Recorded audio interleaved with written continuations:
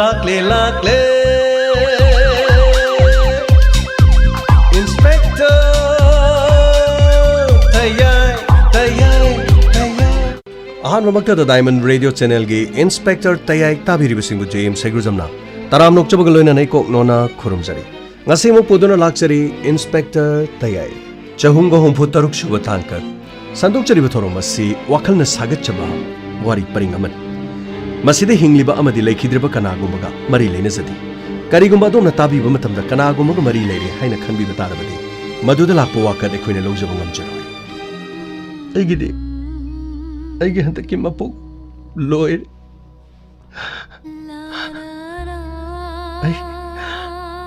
Aigi pabuna mara leibo ramlabasu dandi pibi Mahagi achumbadadi puthokpiyo sir Mahabu hatpa miyedo soidina cherak pibiyo sir Kunjarani madugidamukta di karisu waron Aikhoina mara leiba mibu kaidongaida kankhathuna thamloi Masi nangna phungdorliba wafam Numit aduda nangi pabung yum aduda adumaklei Adubu mana yumda leirabasu misi asidi thokle Khwaidigi nungainadaba khwaidigi yeknaba hairabadi nakoi pabung natuna leitri Aduga nakoi pabung unabasu aikhoina chaluri Aikhoina chalu matamda mahakna aikhoida ulakkiba mahakki mawong matam Aikhoi angakpa kharadi phawraga lai Adubu Tabak khudimakki achumba witness Madu yaudunadi aikhoina mingonda maran siruba yaba nati Tangai phadana mahakna tawrokliba mahakki attitude karigi tawroklimino Aduga thongdosna mahakka kari mari leine haibadudi mahakki number Sir sida leijare sir Yamna fare Hojiki achumba kharadi soidana aikhoina khangba ngamlage Adubu case asida kariguma nangi pabung chenaramlagadi aikhoibudi nangna warogana Sir maduda karimata warojaba leichara Fare adudi Aikhoi chanaba tawki Aduga Kunjaranina ningsingbigada wafama Adongi pabunga Tomchauga khanakiba muknakiba sinatana Adomga Tomchauga wari sanaba matamda Tomchaugi punchida thokiba Tomchauga muknaba saunaba khajiktang saunakiba nungainakidaba karigumba thodok ama wari watai sanabada nangonda share tobada yaukiba leragadi Madu Hojikti mahal leitrabanina wafam adu koina hangubadi haroidana nanga wari sanaba tamda nangoda mahana poptholomba hairamba tamlamba wafam singleragadi lahana mutta ningsingbi aduga se chikart agin number sida nang text torke su yani call torke habe su yani aduga ningsinglaga munna amuktang khalaga khana chainaki ba leirabadi hairo phani sir ai soidana haijaraki Adubu sir, aina ningsingbadadi kanamata leiti. Anyway, ningsingbada nangna karigumba leiragadi madu ekhoida tamlau madu case ta yam kanaga. Fare. Angangsi. Sanaba tawsi. Thank you sister. Welcome sir. Sasila. Sir. Sano pina hai basidadi amo singna basi mapadadi direct mahalida ko sir. Kamai Asing makari mata khangdri magi lorungliba mobile number masigi call details record aduga kana wari sanari ba mi sing adu thawdok adu da thokliba mafam haibadi tomso gi misi adu da phangkiba phone number sing aduga phone du matching oiba manaba yobrai du yeng daber kariguma manaba yorom lagadi case ase solve tonobagi asobo masa amu ngene khale adubu hauju phawgi de koino number 1 suspect Kunjarani gi bapa pradhan Babu, yang betare dana. Sumba seng badudi puthok patawani. Gari tharo. Funny sir.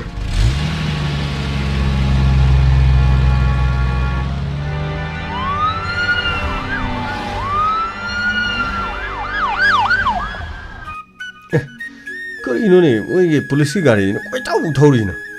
Matau ulai tapi kang dalam bini na marola ma fatta basiga. Kari kana na kana thori ino. Full na bo. Ya, din tawri.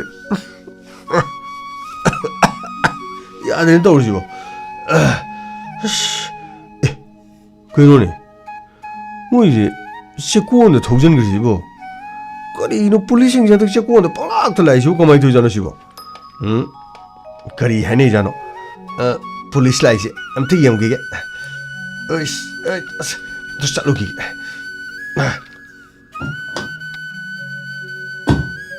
ꯂꯥꯛꯑꯣ ꯆꯠꯁꯤ ꯂꯥꯛꯑꯣ ꯃꯈꯣꯏꯒꯤ ꯐꯣꯟꯗꯣ ꯑꯝꯇ ꯀꯧꯊꯣꯔꯛꯑꯣ ꯀꯗꯥꯏ ꯂꯩꯈ꯭ꯔꯦ ꯑꯝꯇ ꯀꯧꯔꯣ ꯐꯅꯤ ꯁꯥꯔ ꯑꯩ ꯀꯧꯖꯔꯒꯦ ꯁꯥꯔ ꯁ꯭ꯋꯥꯏꯗ ꯂꯩꯕꯤꯔꯝꯃꯣ ꯁꯥꯔ ꯀꯧꯔꯣ ꯀꯧꯔꯣ ꯑꯩꯈꯣꯏꯒꯤ ꯑꯣꯖꯥ ꯕꯨꯕꯣꯟ ꯂꯩꯕꯤꯕ꯭ꯔꯣ ꯑꯣꯖꯥ ꯕꯨꯕꯣꯟ ꯂꯩꯕꯤꯕ꯭ꯔꯣ ꯑꯁꯣꯝꯗ ꯂꯥꯛꯏꯌꯦ ꯑꯩꯈꯣꯏꯒꯤ ꯁꯥꯔ ꯂꯥꯛꯏ ꯑꯝꯇ ꯊꯣꯛꯄꯤꯔꯛꯑꯣ ꯂꯥꯛꯆꯔꯦ ꯂꯥꯛꯆꯔꯦ ꯁꯥꯔ ꯀꯔꯤ ꯑꯣꯏꯕꯤꯔꯕꯅꯣ ꯑꯣꯖꯥ ꯕꯨꯕꯣꯟ ꯍꯧꯖꯤꯛ ꯐꯥꯎꯕꯗꯤ ꯇꯣꯝꯆꯧꯒꯤ ꯃꯤꯁꯤ ꯃꯇꯥꯡꯗ ꯈꯟꯅꯈꯤꯕ ꯆꯩꯅꯈꯤꯕ ꯑꯗꯨꯒ ꯅꯨꯡꯉꯥꯏꯅꯈꯤꯗꯕ ꯀꯔꯤ ꯊꯧꯗꯣꯛ ꯊꯣꯛꯀꯦ ꯍꯥꯏꯕꯁꯦ ꯑꯣꯖꯥ ꯕꯨꯕꯣꯟꯒꯤ ꯀꯣꯛꯇ ꯀꯔꯤꯝꯇ ꯂꯩꯇ꯭ꯔꯕ꯭ꯔꯣ ꯑꯩꯈꯣꯏꯅ ꯄꯤꯖꯈꯤꯕ ꯅꯝꯕꯔꯗꯨꯗꯁꯨ ꯀꯣꯜꯁꯨ ꯇꯧꯕꯤꯔꯛꯇꯦ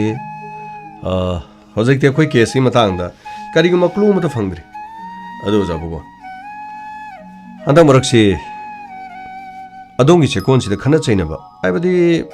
ꯇꯣꯝꯆꯧꯒ ꯅꯠꯇ꯭ꯔꯒꯁꯨ ꯈꯟꯅ ꯆꯩꯅꯕ ꯑꯇꯣꯞꯄ ꯀꯅꯥꯗꯤ ꯊꯣꯛꯈꯤꯕ ꯂꯩ ꯑꯗꯨꯒꯨꯝꯕꯗꯤ ꯑꯃꯠꯇ ꯂꯩꯇꯕꯅꯤ ꯁꯥꯔ ꯇꯣꯝꯆꯧꯒ ꯈꯟꯅ ꯆꯩꯅꯕ ꯃꯤ ꯑꯃꯠꯇ ꯂꯩꯇꯦ ꯍꯥꯏꯕ ꯋꯥꯐꯝꯁꯤ ꯉꯥꯛꯇ ꯉꯥꯏꯔꯦ ꯃꯌꯨꯝꯗ ꯍꯪꯕꯗꯁꯨ ꯃꯥꯒ ꯈꯟꯅꯕ ꯂꯩꯇꯦ ꯃꯥꯒ ꯅꯨꯡꯁꯤꯅꯖꯕꯤ ꯅꯨꯄꯤꯗ ꯍꯪꯕꯗꯁꯨ ꯃꯥꯒ ꯈꯟꯅꯕ ꯂꯩꯇꯦ ꯍꯥꯏꯕ ꯋꯥꯐꯝꯁꯦ ꯆꯦꯛꯀꯣꯟꯗ ꯍꯪꯂꯕꯁꯨ ꯃꯥꯒ ꯈꯟꯅꯕ ꯂꯩꯇꯦ ꯑꯗꯨꯒ ꯑꯣꯖꯥ ꯕꯨꯕꯣꯟ ꯋꯥꯝꯇ ꯍꯥꯏꯖꯒꯦ ꯍꯟꯗꯛꯀꯤ ꯇꯣꯝꯆꯧꯒꯤ ꯃꯤꯁꯤ ꯑꯁꯦ ꯌꯥꯝꯅ ꯅꯨꯡꯁꯤꯕ ꯃꯤꯅ ꯃꯥꯕꯨ ꯅꯨꯡꯁꯤꯅ ꯈꯟꯖꯕꯗꯒꯤ ꯍꯥꯠꯄꯗꯤ ꯅꯠꯇꯦ ꯃꯥꯕꯨ ꯌꯦꯡꯊꯤꯕ ꯃꯍꯥꯛꯄꯨ ꯌꯦꯛꯅꯕ ꯃꯍꯥꯛꯄꯨ ꯍꯥꯠꯂꯒꯦ ꯌꯥꯎꯅ ꯀꯔꯤꯒꯨꯝꯕ ꯏꯟꯇꯦꯟꯁꯟ ꯑꯃꯒ ꯂꯣꯏꯅꯅ ꯇꯧꯕ ꯊꯕꯛꯅꯤ ꯍꯥꯏꯕꯁꯤꯗꯤ ꯑꯁꯦꯡꯕ ꯋꯥꯐꯝ ꯑꯣꯖꯥ ꯕꯨꯕꯣꯟꯅ ꯈꯪꯗꯕꯒꯤꯗꯤ ꯑꯣꯏꯔꯝꯕ ꯌꯥꯏ ꯑꯗꯨ ꯑꯣꯖꯥ ꯕꯨꯕꯣꯟ ꯍꯥꯏꯐꯦꯠꯇꯗꯤ ꯅꯤꯡꯁꯤꯡꯕꯤꯌꯨ ꯑꯗꯣꯝꯒꯤ ꯆꯦꯛꯀꯣꯟꯁꯤꯗ ꯇꯣꯝꯆꯧꯒ ꯅꯠꯇ꯭ꯔꯒꯁꯨ ꯑꯇꯣꯞꯄ ꯈꯟꯅꯈꯤꯕ ꯁꯥꯎꯅꯈꯤꯕ ꯃꯔꯩ ꯌꯦꯠꯅꯈꯤꯕ ꯀꯔꯤ ꯂꯩꯕꯒꯦ ꯍꯥꯏꯕꯗꯨ ꯍꯥꯏꯐꯦꯠꯇꯗꯤ ꯅꯤꯡꯁꯤꯡꯕꯤꯌꯨꯗ ꯁꯥꯔ ꯑꯗꯨꯒꯨꯝꯕ ꯀꯔꯤꯝꯇ ꯂꯩꯇ꯭ꯔꯒꯁꯨ ꯑꯩꯅ ꯍꯥꯏꯖꯟꯕ ꯌꯥꯕꯁꯨ ꯅꯠꯇꯦ ꯁꯥꯔ ꯃꯗꯨꯒꯤ ꯃꯇꯥꯡꯁꯤꯕꯨ ꯑꯩꯕꯨ ꯀꯔꯝꯅ ꯍꯥꯏꯖꯒꯗꯕꯅꯣ ꯑꯩꯁꯨ ꯈꯪꯖꯗ꯭ꯔꯦꯅꯦ ꯁꯥꯔ ꯐꯔꯦ ꯑꯩꯈꯣꯏ ꯆꯠꯅꯕ ꯇꯧꯈꯤ ꯈꯟꯅ ꯆꯩꯅꯕ ꯊꯣꯛꯈꯤꯗ꯭ꯔꯕꯗꯤ ꯊꯣꯛꯈꯤꯗ꯭ꯔꯦꯗꯅ ꯌꯥꯝ ꯐꯕ ꯋꯥꯅꯤ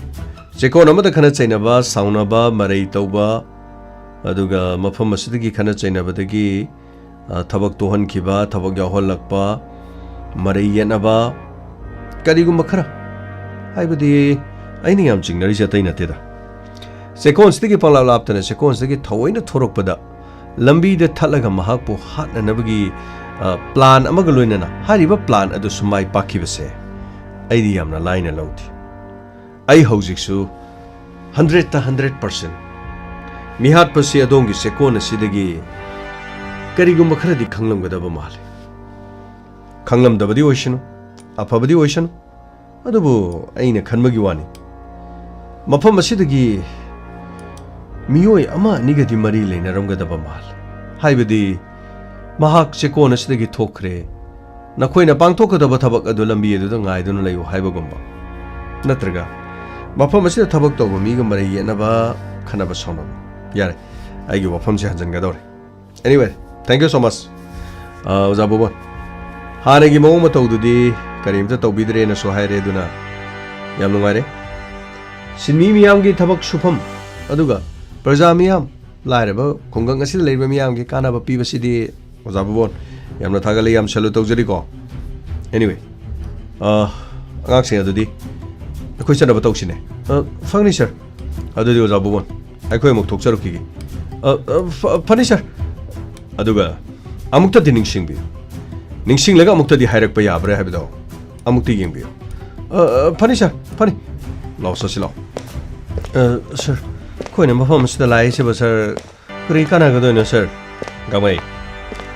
ꯀꯥꯟꯅꯕ ꯐꯪꯂꯣꯏ ꯍꯥꯏꯕ ꯈꯪꯉꯤ ꯑꯗꯨꯕꯨ ꯃꯐꯝ ꯑꯁꯤꯗ ꯂꯥꯛꯄꯁꯦ ꯃꯐꯝ ꯑꯁꯤꯗꯒꯤ ꯄꯪꯂꯥꯞ ꯂꯥꯞꯇꯅ ꯊꯧꯗꯣꯛ ꯑꯁꯤ ꯊꯣꯛꯈꯤꯕꯗ ꯀꯔꯤꯒꯨꯝꯕ ꯃꯐꯝꯁꯤꯒꯤ ꯃꯤꯑꯣꯏꯒ ꯃꯔꯤ ꯂꯩꯅꯔꯝꯂꯕꯗꯤ ꯂꯩꯐꯝ ꯆꯥꯐꯝ ꯈꯪꯂꯝꯃꯣꯏꯗꯣꯏꯅꯤ ꯃꯈꯣꯏꯅ ꯂꯩꯐꯝ ꯆꯥꯐꯝ ꯈꯪꯗꯕꯗꯨꯅꯤ ꯑꯩꯅ ꯄꯥꯝꯃꯤꯁꯤ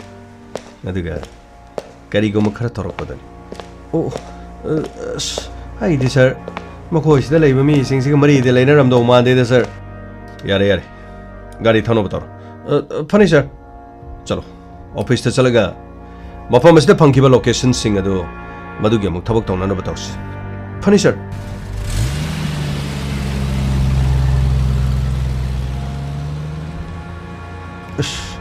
सत्ती सत्खरिनी करिनो मिमोइन तौरसी हजि फावबो मी हाटपा फंगबसु नते चिंगनाबगी हंगिने ngale ta mafam ji laijibo police thanao da harao baji ka so ide gyan menam ta de ko lotion gradi kai no mogi case lotion bragan case to tak to lotion ga khumjalo kok to ke asasina ta ba mi se mina mayam so lai pon adu ma ka ya da potho ke de laite asiu ma hanjan tau lai sei ngak tane khong dine do bo police ing di पैसा पीद्रदी case पाइदिएन हाय मोगिदि मचन नुपी संध्यानदि करादि पिसान अस खंगदे संध्याना पैसागा पीरगा मबुंगी मी हातपा मिसी हालिबा मी नत्रगा तै बुथोगन हाइजाला बसिबा अस खंगदे कांदे थबक सुरुगी के ए Cairo नंगदे So follow room they show the tollation guy. Tada I some police lock with the Nangi police laga follow room the lolly the guy. Tada I did low penalty. Moy laga Tada the curry hanging on some cunning dinner. I pit some lumagatabanida. Nangi curry lumatariba. Nanga curry marilene. Tada I can't to marilene did I get it. अदुगा नंगना दे लुम्बा लेरमिदुबो मसी अंगावबजिदि नंगि दो इंगोंदा लुम्बको पैसा हाइगेना तौरिवनि ना तदा पैसागि वादि अदुम पामे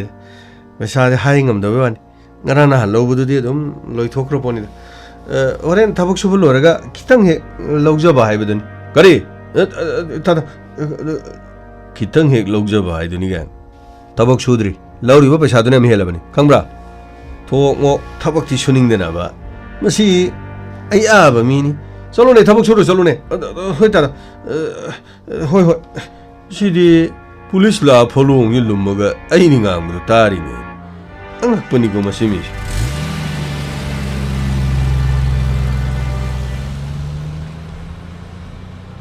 kam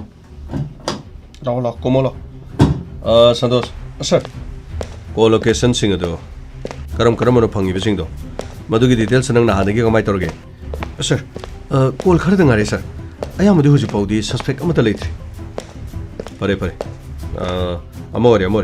मफम दुदु फंगिबो phone number सिंग दो वारि तो इच्छाना बलोय लोइसल अदुगा इंगोंदा डिटेल्स समा फनी सर गमै सर आई ngakang potagi mi la so dum hero ko yani ko funny sir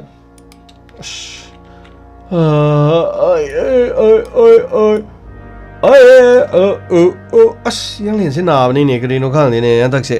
mohon suang na tumbaga aduh kok sih kau kerino koi merup aman nggak saya takut tadi ini nggak sam naik harap tadi mana kok sih sona kan gigit cina gini narum sih semuanya parah ama ni mari mengatur uktere ni pan mapan teramat itu tadi tram tangga taruk tadi dah mata bakon semuanya mungkin mau hai kau ada gini sona kan gini mau oi gini ama ni mari mengatur uktere ni pan mapan teramat itu tadi tram tangga taruk tadi dah mata bakon semuanya mungkin mau hai seluar kamu kut citung lagi ngaksam dah thamaga ngaksam nama ningda kut nama mang tu singkara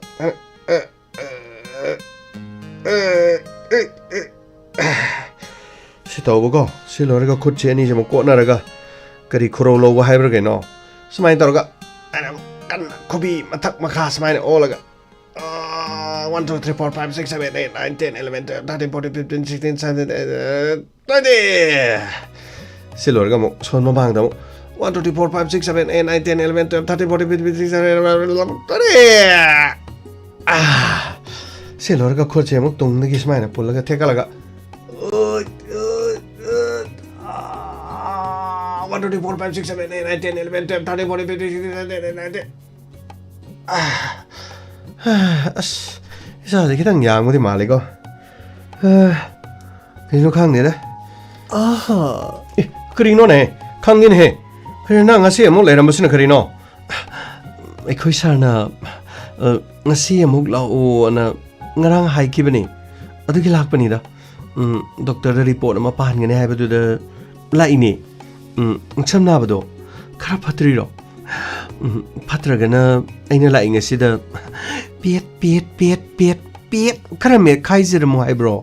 as karino da nang ngarang pai badu henjan mandana karino hanadi oi khak oramani handakti amuk yetsu yawbur karino ma tawre nang yadu sarokpudi imanaba man ngasai phone toroga talakpudi ko asomna sigi kok mathak chida samaina nammo hai ko songi oi da mung nammo hai loare ga ngaksam je muk songna maning mamang singo hai adoler khochi khorok toroga samaina ko laga muk singo hai samaina mathang gang olaga muk singo hai khutta muk samaina thio hai mar sai tawdo ase samai tawdo ado kanai nana mathong khang de piet pange de me khai baduna aha krino ne amuk so aha tawina adu torokno ne adu hai baga isa ji krino ma ting law hera ga krino khang de da khang mai na ba mafam du di me khai ge da bani uring mul kan da uring me khari du di ka horo bro mi hainari du di se mai da na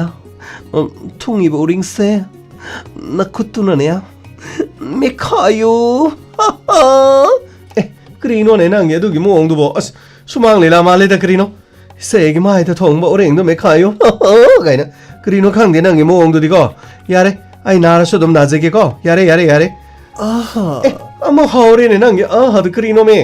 adu taw guno ba yare krino nang satyai manung da lai bani ko satyai go wari dum sanar so daga me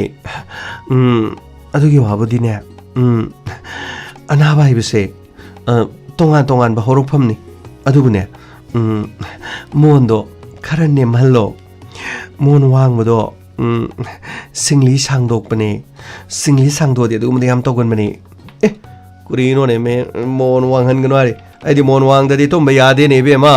kurino mon dus maina wang na thamos maina tom bane ne adudi krai de yani mon wang di mon da gi onthar di kamai dongni angaubo aha kurino ne masi sibo yare krino khangde nangi mong sidi sreng ama do ningsing eda nang na aha tawdun lei krino se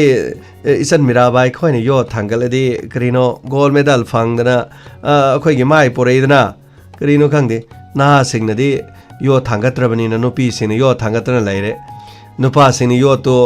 thangatpagi mahot gilas hoine thangatna leire na ko hadi nupa sine yo thangatpagi mahot gilas thangalabani na swarga chatpagi lambi da ticket kaktana dom houseful tawdana dom leire na aha as krino ne nang aha do torkono ne krino ne dagang me ai ga hina bini lana loguno thamoi sine penjara kanda thamoi sine bakalam wahi ma tajabada wahi do tajaraga thamoi degi tholokpani kari kai gi sibo kari nu khangdi as kari kai ba kai degi nate da nangi mong do de as berani tamo sibo kari lam oirabno togodro dom kari nu khangdi gari tongoso auto da tamo bra ke atarabno togodro nangi do di pra berani lambi de chalaga ibema karino nangi naming do kari koi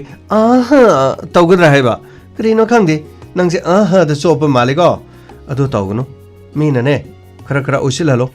karino nang na no pi mala so mandra so nangi tawbam thokko da dom tawdno layo ko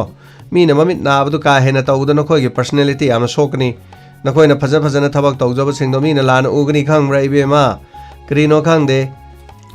amai kha anano sina kha anino tajibo so omang ni lagala ai braba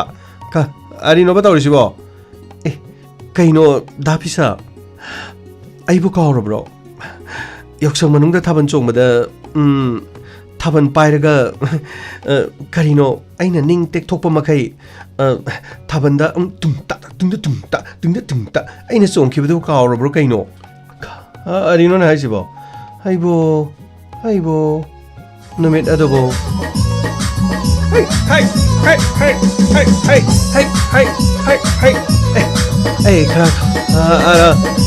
ning chile. Oh, abal chong mo mita. Na ning che kailang na. Amay na chong kibdo. Samay na. Hey. Krino ne pisang si taban chong krene krino sibo. Hey. Krino ne sibo. Away, samay na chong mo dun ni nakray na ko to pero ne. Ay chong gine se. Hey. Krino ne nang ida hangoy chong mo chong ito krino ne. Pati ka usang matam na tin nga mo. Krino na tawid mo. Kasi muskala ning sing na bukan na badamara krino to sibo. Krino ne as hangoy chong mo dun chong krene. Maning nga tekho kra tawri siya mo ne.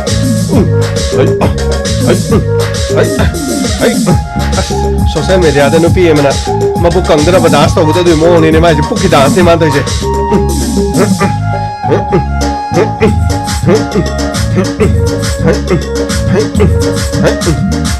Krino khang de ta tawri hey Krino no de du ba ha Krino to du bo sir pisang na sir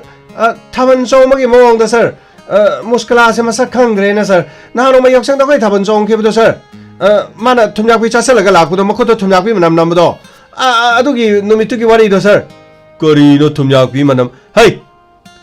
talangno mathayam sari ko sir nga kre kari no khangdi muskala nang kari no nang sakane ha do prab chasala hangro solo hoi kari no ne mase ge no pi is na kari no khangde nang tayai da di toromoi ko mathaw marang khangde khoi da di kari no khangde ito kan pai be mala dana ka ari no sibo no o pira no pinata no o para no panata no o pisuma angom tawi no o pasuma angom tawi gya anman ta de da ka ari no khangde ba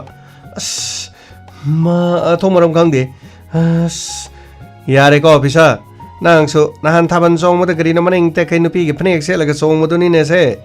mi gi masagi ni mapok ni yara roi da bani ne khangbra koi na panga ngang su yara go ase ma gi masanu pi ma lai bani ko masanu pi do kari no khoi gi bimo ga ma ga koi na bani masanu pi do amamba angan ba lai da ko asida ma di mam da dum lai ba angan ba uja da bani ko ka ari no aji bo ma achanu pi do ma mi ru da ba hoi ne ma mi ru da bani ne do gi ni ne ma na lai se Sida sir te na ma gi machan pido na no malaing bi kebne ko adu gi report to puro lo hai bani adu gi report to sir te na hai ba di krino amu hana mamit udo mande hadi hai bani adu gi matang da krino doctor ka tana ba gi hang wi la ki bani da yes konjarani ai di nangai ga thungna ga ba isuk na thajati na khoi pa bun na tori ba mo ngalai ta ai bu khongoi na ri ado aina ke arahana khallaban nangai gese samudra ga lango ga haiba doni ai wadi kesukanti kok tok se nungsina babu thungna dra ga ke dewi thungna ba khaktan nungsina bra khaina badi nungsina ba natra as yare se nang dom muktana ne dom tawdon le khoi pabung ga no khoi ni se na pok no mit mana bra kari to no khangti ai ri yam no ware ado ahango onsina ganoba karimto khumunoba aibunga sibawda kari khungrage nakoi babunga iga marage nei khanai aina furammi chairammi ga nang tabra adu hudi ta deba ado kari ginoba nang na thengai se kari ginoba as thengi maram macha ne hai babu talida isan no bi choksalo buse talle aina marolama nanga oriba phibam jidaba nangna de ai thawa sade tu tawde da tawde hariba somda ni chanobi chawsalak pajidaba laibam sabong khang bajana temi lambi de chale ai sathong khangdrabani yum de chanobi mathale hobudana ai lefong khangdram iche du gi hak ta nupa kya no mako kai gi aina lambi de lumma nauri ni mako set bane ngale amamo ngale huisen khongjal kane ale ma torogani adi khara man ko 누미당지다봐 마닝 마야세 구드루 얀맨 답잖아 팀이 다싱리바 아스 닝올로 이니 윰다 레이비지 생 레이범 잡은 강자나 데 아도 젠 나센 시에도 뭐 윰반 그래 어제 이제도 러리버 누파도 아이는 구좀 해절로드나 봐 아이디 구좀 더 이젠 게네 전면 어때봐 에 카이노 하시고 낭디 그만이 구좀 해절로리봐 아도 브로 마링 나마디 룸말레 자니드나 거기서는 구좀 더 해도고 돌고다 와리 사도기 루도 개마다네 아이디 강다도 많아 이제는 새 구좀 좀 더 해도 좋아 아이들 통 사랑도 구좀 저희는 살 해도 보더니 마마이도 좋아 너희는 해전만이더나 아이디 마마이도 해전만 이디 그다음에 뽑죠 가 깨노 떨어지 깨노 구좀 같아 깨노 드시고 맞다는데 와저러드나 거기서는 낭디 그래도 보기 미기 마마이도 구좀 해절리바가 이제는 강이 본 아 I know over Giwan. I di nam saying harga I talaman. Nangay ganung sinabaso kasu oy double late. Nakoy babong na se. Pujaw karo. Isano pinung siba na tro pujaw karo hay na noy babong na butaro kadran. Kasu kana roy dabawan. Oy roy dabawan ni mapoksimaki. Kay no nang hay dabo. Asing mo ni. Kunjaran. Nangay ganung sinabasi di 뭉신나리바 하거든요. 생모 뭉신나바 타모시는 뭉신나 버렸으네. 난가 이게 통로가네 해보시디. 앵가 타자발레이티. 용. 아쿠션데야도 람비다. 눅티게 망원다. 카이 텔 살레 너무 까란다. 스쿨 살레 까란다. 콜레지 살레 까란다. 모두 걱정나티. 아이 호직소 시달라이스 엘레폰 잡은 강대요. 윰다 단자마다 이마 손비두기 전 누피 걸 레링에다 윰다 장아가 카톡하는 떠는 거더라 이 바깥 밤이 야오리 마탐세 얌나 파트라바 마탐 호지기 마탐다 누피 만나 나이톰 윰다 레이바 마탐다 누파 크런 마사기 오이자바 옌가가 구동자부 방내는 미기도 호나바 마탐 아이 마시디 사우수 사우님 전 누피도 오마이도 쿠팡나 니로 홈럭 내인 타람이시 mafam sida laga in nok paiwan chanu pi atom se asida ga mayum pan graba ador badi ai shor se sang holaga legedam ngadabu siem lohong kidangai chanu pi lohong mai pisa de krai de lorn ai tamongam de ina sekonda chalaga chanu pi lohong ngam ne haba thajarak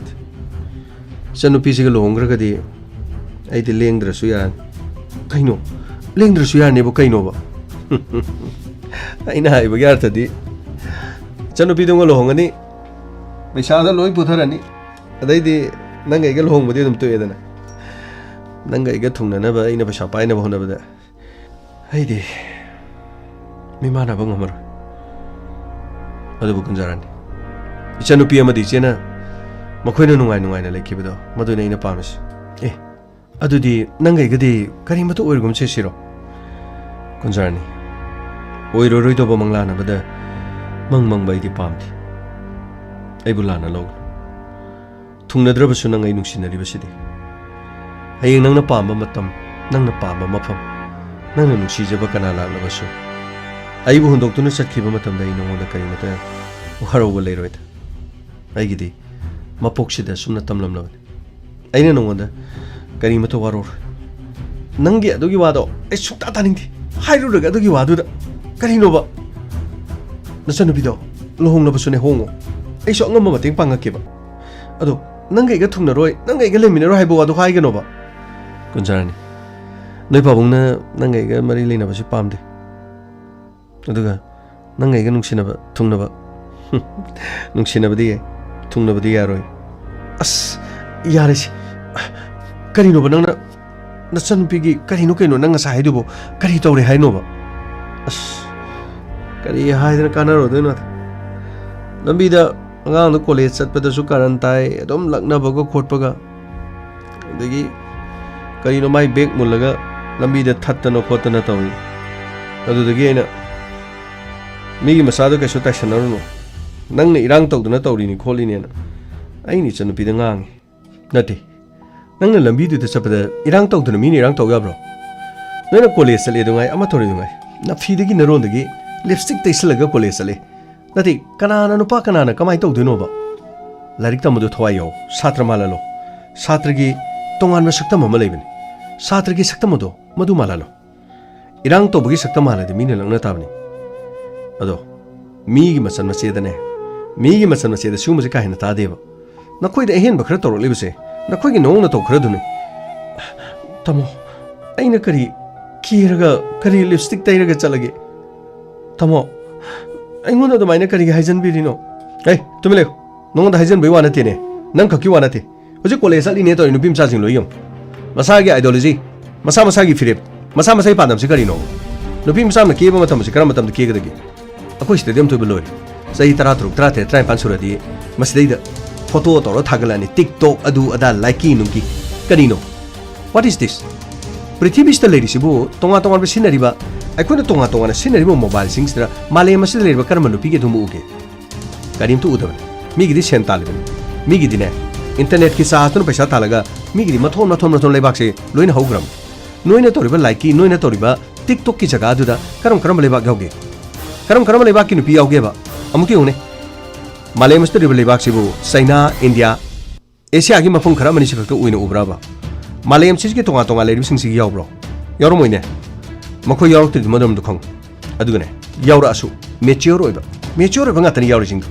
ꯃꯤꯗꯨ mature ꯑꯣꯏꯕ ꯃꯁꯥ ꯃꯁꯥꯒꯤꯅꯦ ꯇꯣꯉꯥꯟ ꯇꯣꯉꯥꯟꯕ ꯐꯤꯔꯦꯞ ꯑꯃ ꯂꯩꯔꯕ master ꯂꯣꯏꯔꯕ MBA ꯂꯣꯏꯔꯕ ꯃꯁꯥ ꯃꯁꯥꯒꯤ ꯃꯇꯤꯛ ꯆꯥꯕ ꯂꯩꯔꯕꯁꯤꯡꯅ ꯇꯧꯔꯛꯄ ꯉꯥꯛꯇꯅꯤ ꯑꯩꯈꯣꯏ ꯁꯤꯗꯅ ꯃꯃꯤꯠ ꯐꯥꯎꯕ ꯅꯤꯡꯊꯤ ꯅꯨꯡꯉꯥꯏꯅ ꯀꯥꯛꯇ꯭ꯔꯤ ꯃꯃꯤꯠ ꯄꯥꯜꯂꯤꯕ ꯃꯃꯤꯠꯇꯨꯕꯨ ꯅꯤꯡꯊꯤ ꯅꯨꯡꯉꯥꯏꯅ ꯀꯥꯛꯇ꯭ꯔꯤ ꯃꯨꯟꯗꯕ ꯆꯥꯛꯇꯣ ꯃꯨꯟꯗꯕ ꯍꯩꯗꯣ ꯍꯩꯃꯨꯟ ꯐꯥꯗ꯭ꯔꯤꯕꯗꯣ ꯑꯗꯨꯒꯨꯝꯕ ꯃꯥꯟꯕ ꯉꯥꯛꯇ ꯌꯦꯡꯂꯨꯔꯕꯗꯤ ꯆꯍꯤ 13 13 13 ꯉꯥꯛꯇꯨꯅ ꯏꯔꯥꯡ ꯇꯧꯔꯒ ꯂꯩꯁꯥꯕꯤ ꯁꯥꯔꯒ ꯊꯥꯒꯠꯂꯅꯤ ꯃꯗꯨꯗꯒꯤꯗꯤ ꯃꯁꯥꯒꯤ ꯐꯤꯔꯦꯞꯇꯤ ꯃꯁꯥꯒꯤ ꯑꯦꯀꯥꯎꯟꯇꯤ ꯖꯤꯔꯣ ꯃꯁꯥꯒꯤ ꯃꯀꯣꯛꯇ ꯅꯣꯂꯦꯖꯁꯨ ꯖꯤꯔꯣ ꯏꯠꯁ ꯑꯦꯟ ꯑꯦꯕ꯭ꯔꯤ ꯊꯕꯛ ꯑꯃ ꯇꯧꯕ ꯃꯇꯝꯗ ꯃꯀꯣꯛꯇ ꯖꯤꯔꯣꯒꯤ ꯖꯤꯔꯣ ꯉꯥꯛꯇ ꯑꯗꯨꯒ ꯇꯧꯊꯣꯔꯛꯄꯅ ꯂꯩꯁꯥꯕꯤ ꯁꯥꯗꯨꯅ ꯏꯔꯥꯡ ꯇꯧꯔꯅꯤ ꯑꯩꯈꯣꯏ ꯍꯛꯆꯥꯡꯒꯤ ꯁꯔꯨꯛ ꯈꯔꯗ ꯃꯄꯨꯡ ꯐꯥꯕ ꯅꯨꯄꯤ ꯑꯃꯒꯤ ꯁꯛꯂꯣꯟꯗꯣ ꯑꯩꯉꯣꯟꯗ ꯌꯥꯎꯔꯦ ꯑꯩ ꯃꯇꯤꯛ ꯆꯥꯕ ꯃꯃꯥ ꯑꯃ ꯑꯣꯏꯕ ꯌꯥꯔꯅꯤ ꯑꯩ ꯃꯧ ꯑꯃ ꯑꯣꯏꯕ ꯌꯥꯔꯅꯤ ꯃꯁꯤꯅꯤ ꯈꯜꯂꯤꯁꯦ ꯃꯗꯨꯒ ꯊꯥꯡꯗꯣꯔꯛꯂꯤꯕ ꯈꯣꯡꯊꯥꯡ ꯑꯗꯨꯅꯗꯤ ꯀꯔꯤ ꯇꯧꯔꯦ ꯃꯗꯨꯅꯗꯤ ꯀꯔꯤ ꯇꯧꯔꯦ ꯃꯇꯤꯛ ꯆꯥꯕꯗꯤ ꯍꯥꯏꯔꯨꯅꯨ ꯆꯍꯤ 18 19 ꯌꯧꯗ꯭ꯔꯤꯉꯩꯗ ꯂꯣꯏꯅ ꯃꯌꯨꯝ ꯄꯥꯟꯗꯅ ꯂꯣꯏꯅꯃꯛ ꯉꯁꯤꯗꯤ ꯃꯁꯥ ꯃꯁꯥꯒꯤ ꯐꯤꯔꯦꯞ ꯌꯧꯗ꯭ꯔꯤꯉꯩꯗ ꯉꯟꯅ ꯃꯌꯨꯝ ꯄꯥꯟꯕꯒꯤ ꯂꯝꯕꯤꯗ ꯂꯥꯛꯏꯁꯨꯕ꯭ꯔꯥ ꯅꯨꯄꯥꯅ ꯍꯧꯔꯛꯂꯤꯕꯁꯦ ꯅꯨꯄꯤ ꯈꯨꯗꯤꯡꯃꯛꯅ ꯏꯔꯥꯡꯒꯤ ꯕꯥꯇꯣꯟ ꯊꯥꯔꯕꯗꯤ ꯅꯨꯄꯥꯁꯤꯡꯗꯤ ꯍꯦꯟꯖꯜꯂꯛꯄ ꯃꯁꯥꯅ ꯇꯥꯕꯅꯤ ꯅꯨꯄꯤꯁꯤꯡꯅ ꯍꯦꯟꯅ ꯆꯦꯛꯁꯤꯟꯒꯗꯕꯅꯤ ꯅꯨꯄꯤ ꯂꯣꯏꯅꯃꯛꯀꯤ ꯋꯥ ꯅꯠꯇꯦ ꯑꯗꯨꯒꯤ ꯃꯅꯨꯡꯗ ꯅꯪꯁꯨ ꯑꯃꯅꯤ ꯅꯈꯣꯏꯅ ꯕꯥꯇꯣꯟ ꯊꯥꯔꯗꯤ ꯃꯤꯅ ꯏꯔꯥꯡ ꯇꯧꯔꯛꯄ ꯍꯥꯏꯕꯁꯤ ꯃꯁꯥꯅ ꯇꯥꯕꯅꯤ ꯏꯔꯥꯡ ꯇꯧꯔꯛꯂꯕꯗꯤ ꯃꯗꯨ ꯉꯥꯛꯊꯣꯛꯅꯅꯕ ꯅꯁꯥꯅ ꯍꯣꯠꯅꯕ ꯇꯥꯕꯅꯤ ꯑꯩꯒꯤ ꯋꯥꯗꯤ ꯆꯨꯝꯅ ꯂꯩꯌꯨ ꯁꯥꯇ꯭ꯔꯗꯤ ꯁꯥꯇ꯭ꯔ ꯑꯣꯏꯅ ꯃꯥꯅ ꯂꯩꯌꯨ ꯅꯈꯣꯏ ꯈꯛꯇ ꯅꯠꯇꯦ ꯃꯥꯂꯦꯝ ꯑꯁꯤꯗ ꯅꯈꯣꯏꯒꯨꯝꯕ ꯆꯍꯤ ꯃꯇꯥꯡ ꯑꯁꯤ ꯂꯩꯔꯤꯁꯤ ꯅꯨꯄꯤ ꯀꯌꯥꯅꯤ ꯂꯩꯔꯤꯕꯁꯤ ꯃꯈꯣꯏꯗ ꯊꯣꯛꯇꯦ ꯅꯈꯣꯏꯅ ꯇꯧꯔꯤꯕ ꯅꯑꯣꯡꯅ ꯇꯧꯗꯅ ꯃꯤꯅ ꯎꯁꯤꯜꯂꯛꯇꯕ ꯇꯥꯕꯅꯤ ꯃꯇꯨꯡ ꯃꯅꯥꯎꯅꯦ ꯑꯩꯉꯣꯟꯗ ꯁꯤꯒꯨꯝꯕ ꯋꯥꯁꯦ ꯇꯝꯃꯛꯀꯅꯣ ꯍꯥꯏꯁꯤನಿ ꯇꯥꯃꯣ ꯑꯩꯅ ꯍꯥꯏꯕꯁꯨ ꯑꯃꯠꯇ ꯊꯥꯖꯗꯦ ꯑꯩꯅ ꯀꯗꯥꯏꯗ ꯂꯥꯟꯈ꯭ꯔꯕꯒꯦꯕ ꯑꯩꯅ ꯀꯔꯤ ꯏꯔꯥꯡ ꯇꯧꯗꯅ ꯀꯣꯂꯦꯖ ꯆꯠꯄꯗꯕꯨ ꯑꯩꯅ ꯀꯗꯥꯏꯗ ꯂꯤꯞꯁꯇꯤꯛ ꯇꯩꯒꯦꯕ ꯅꯆꯤꯟꯗ ꯁꯨꯝ ꯈꯨꯝꯃꯦ ꯑꯩꯅ ꯂꯩꯀꯥꯏꯒꯤ ꯅꯨꯄꯥ ꯑꯣꯏꯔꯕꯁꯨ ꯅꯣꯏꯒꯤ ꯈꯪꯅꯕ ꯑꯣꯏꯔꯕꯁꯨ ꯅꯇꯨꯡꯗ ꯅꯃꯥꯡꯗ ꯅꯅꯤꯡꯗ ꯆꯠꯍꯟꯒꯅꯣꯅ ꯑꯩꯅ ꯍꯥꯏꯗ꯭ꯔꯣ ꯀꯣꯂꯦꯖ ꯆꯠꯂꯕꯗꯤ ꯀꯣꯂꯦꯖ ꯑꯗꯨꯝ ꯆꯠꯂꯣ ꯅꯃꯥꯟꯅꯕꯤ ꯂꯩꯁꯨ ꯇꯤꯟꯅꯔ ꯑꯗꯨꯝ ꯆꯠꯂꯣꯕ ꯉꯥꯏꯍꯥꯛ ꯂꯩꯔꯗꯤ ꯅꯨꯄꯥ ꯑꯃꯒꯤ ꯍꯦꯡꯉꯣ ꯉꯥꯏꯍꯥꯛ ꯂꯩꯔ ꯍꯦꯡꯉꯣ ꯑꯗꯨ ꯑꯣꯏꯔꯗꯤ ꯃꯤꯅ ꯎꯁꯤꯜꯂꯛꯇꯕ ꯇꯥꯕꯅꯤ ꯅꯈꯣꯏꯒꯤ ꯑꯁꯣꯟꯕ ꯅꯈꯣꯏꯒꯤ ꯇꯣꯉꯥꯟ ꯇꯣꯉꯥꯟꯕ ꯑꯁꯣꯟꯕ ꯀꯌꯥꯗꯣ ꯈꯪꯉ ꯃꯇꯨꯡꯗ ꯃꯤꯅ ꯈꯨꯗꯣꯡꯆꯥꯕ ꯂꯧꯔꯛꯀꯗꯣꯏꯅꯤ ꯑꯗꯨꯗꯤ ꯀꯔꯤꯃꯠꯇ ꯈꯪꯗꯦ ꯃꯁꯤꯗꯩꯗ ꯑꯃ ꯇꯧꯔꯦ ꯍꯦꯡꯉꯣ ꯇꯧꯗꯨꯅ ꯂꯩꯔꯗꯤ ꯃꯤꯅ ꯈꯨꯗꯣꯡꯆꯥꯕ ꯂꯧꯔꯛꯄ ꯇꯥꯕꯅꯤꯅꯦ ꯇꯥꯃꯣ ꯑꯩꯗꯤ ꯀꯗꯥꯏꯗ ꯍꯦꯡꯉꯣ ꯇꯧꯈ꯭ꯔꯕꯒꯦ ꯃꯁꯤ ꯇꯥꯃꯣ ꯑꯩꯅ ꯍꯥꯏꯔꯒ ꯃꯆꯤꯟꯁꯦ ꯁꯨꯝ ꯈꯨꯝꯃꯤꯅꯦ ꯑꯩꯅ ꯉꯥꯡꯁꯤ ꯀꯩꯅꯣꯅ ꯈꯪꯗ꯭ꯔꯣ ꯇꯥꯃꯣ ꯑꯩ ꯂꯥꯜꯂꯦ ꯇꯥꯃꯣ ꯍꯌꯦꯡꯈꯩ ꯑꯩ ꯂꯥꯏꯔꯤꯛ ꯇꯝꯃꯒ ꯑꯃꯗ ꯀꯣꯂꯦꯖꯒ ꯑꯃꯗ ꯆꯠꯂꯔꯣꯏ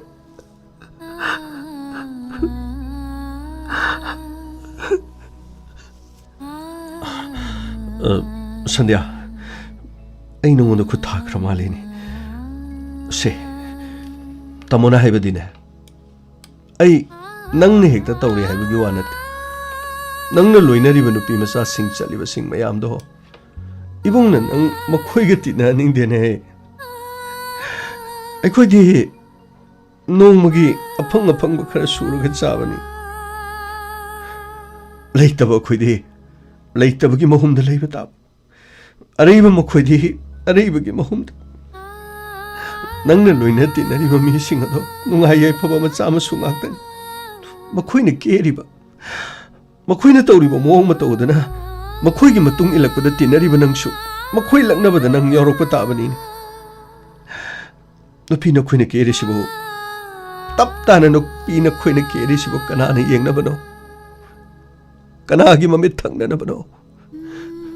ꯅꯨꯄꯤꯅ ꯅꯨꯄꯤꯒꯤ ꯃꯃꯤꯠ ꯊꯛꯅꯕꯗꯤ ꯑꯣꯏꯔꯝꯃꯣꯏ ꯑꯩ ꯃꯄꯨꯡ ꯐꯥꯔꯕꯤꯅꯤ ꯑꯩ ꯃꯇꯤꯛ ꯆꯥꯔꯕ ꯅꯨꯄꯤ ꯑꯃꯅꯤ ꯑꯩꯒꯤ ꯐꯤꯕꯝꯁꯤ ꯑꯁꯨꯝꯅ ꯇꯧꯏ ꯑꯩꯒꯤ ꯃꯑꯣꯡ ꯃꯇꯧꯁꯤ ꯑꯁꯨꯝꯅ ꯇꯧꯏ ꯍꯥꯏꯗꯨꯅ ꯃꯥꯂꯦꯝ ꯑꯁꯤꯗ ꯂꯩꯔꯤꯕ ꯃꯤꯄꯨꯝ ꯈꯨꯗꯤꯡꯃꯛꯀꯤ ꯃꯃꯥꯡꯗ ꯁꯛ ꯇꯥꯛꯊꯣꯛꯂꯤꯕ ꯅꯠꯇ꯭ꯔꯣ ꯁꯛ ꯇꯥꯛꯊꯣꯛꯂꯤꯕ ꯅꯠꯇ꯭ꯔꯣ ꯇꯥꯃꯣ ꯑꯩ ꯂꯥꯜꯂꯦ ꯇꯥꯃꯣ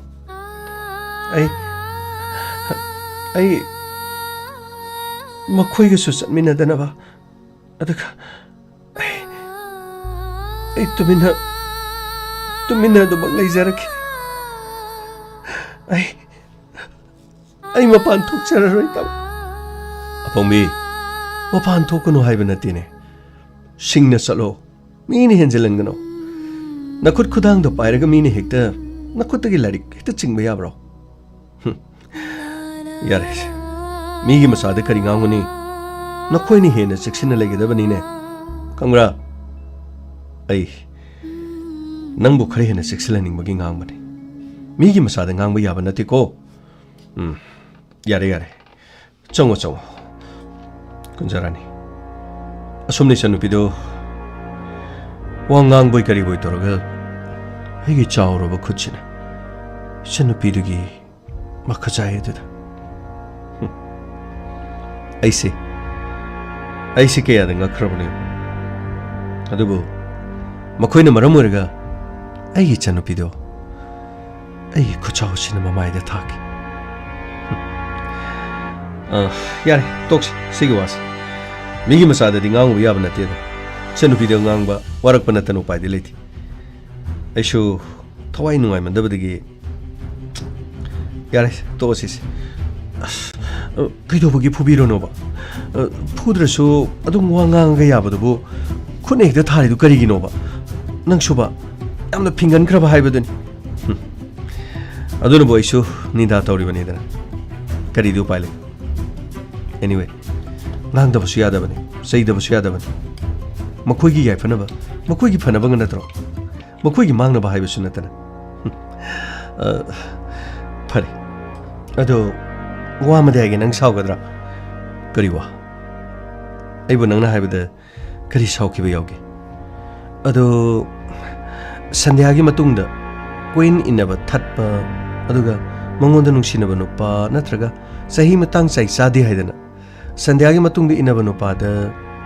ꯅꯪꯅ ꯁꯥꯎꯔꯤ ꯑꯗꯨꯒ ꯅꯨꯄꯥꯗꯨꯗ ꯇꯥꯏꯅꯕ ꯉꯝꯗ꯭ꯔꯒ ꯅꯆꯟꯅꯨꯄꯤꯗ ꯐꯨꯕꯤꯔꯤ ꯑꯗꯨꯗꯤ ꯑꯩꯒꯤ ꯏꯇꯨꯡꯗ ꯅꯪꯅ ꯀꯣꯏꯟ ꯏꯟꯅꯕ ꯑꯩꯒ ꯅꯪꯒ ꯆꯠꯃꯤꯟꯅꯕ ꯅꯪꯒ ꯑꯩꯒ ꯅꯨꯡꯁꯤꯅꯕꯗ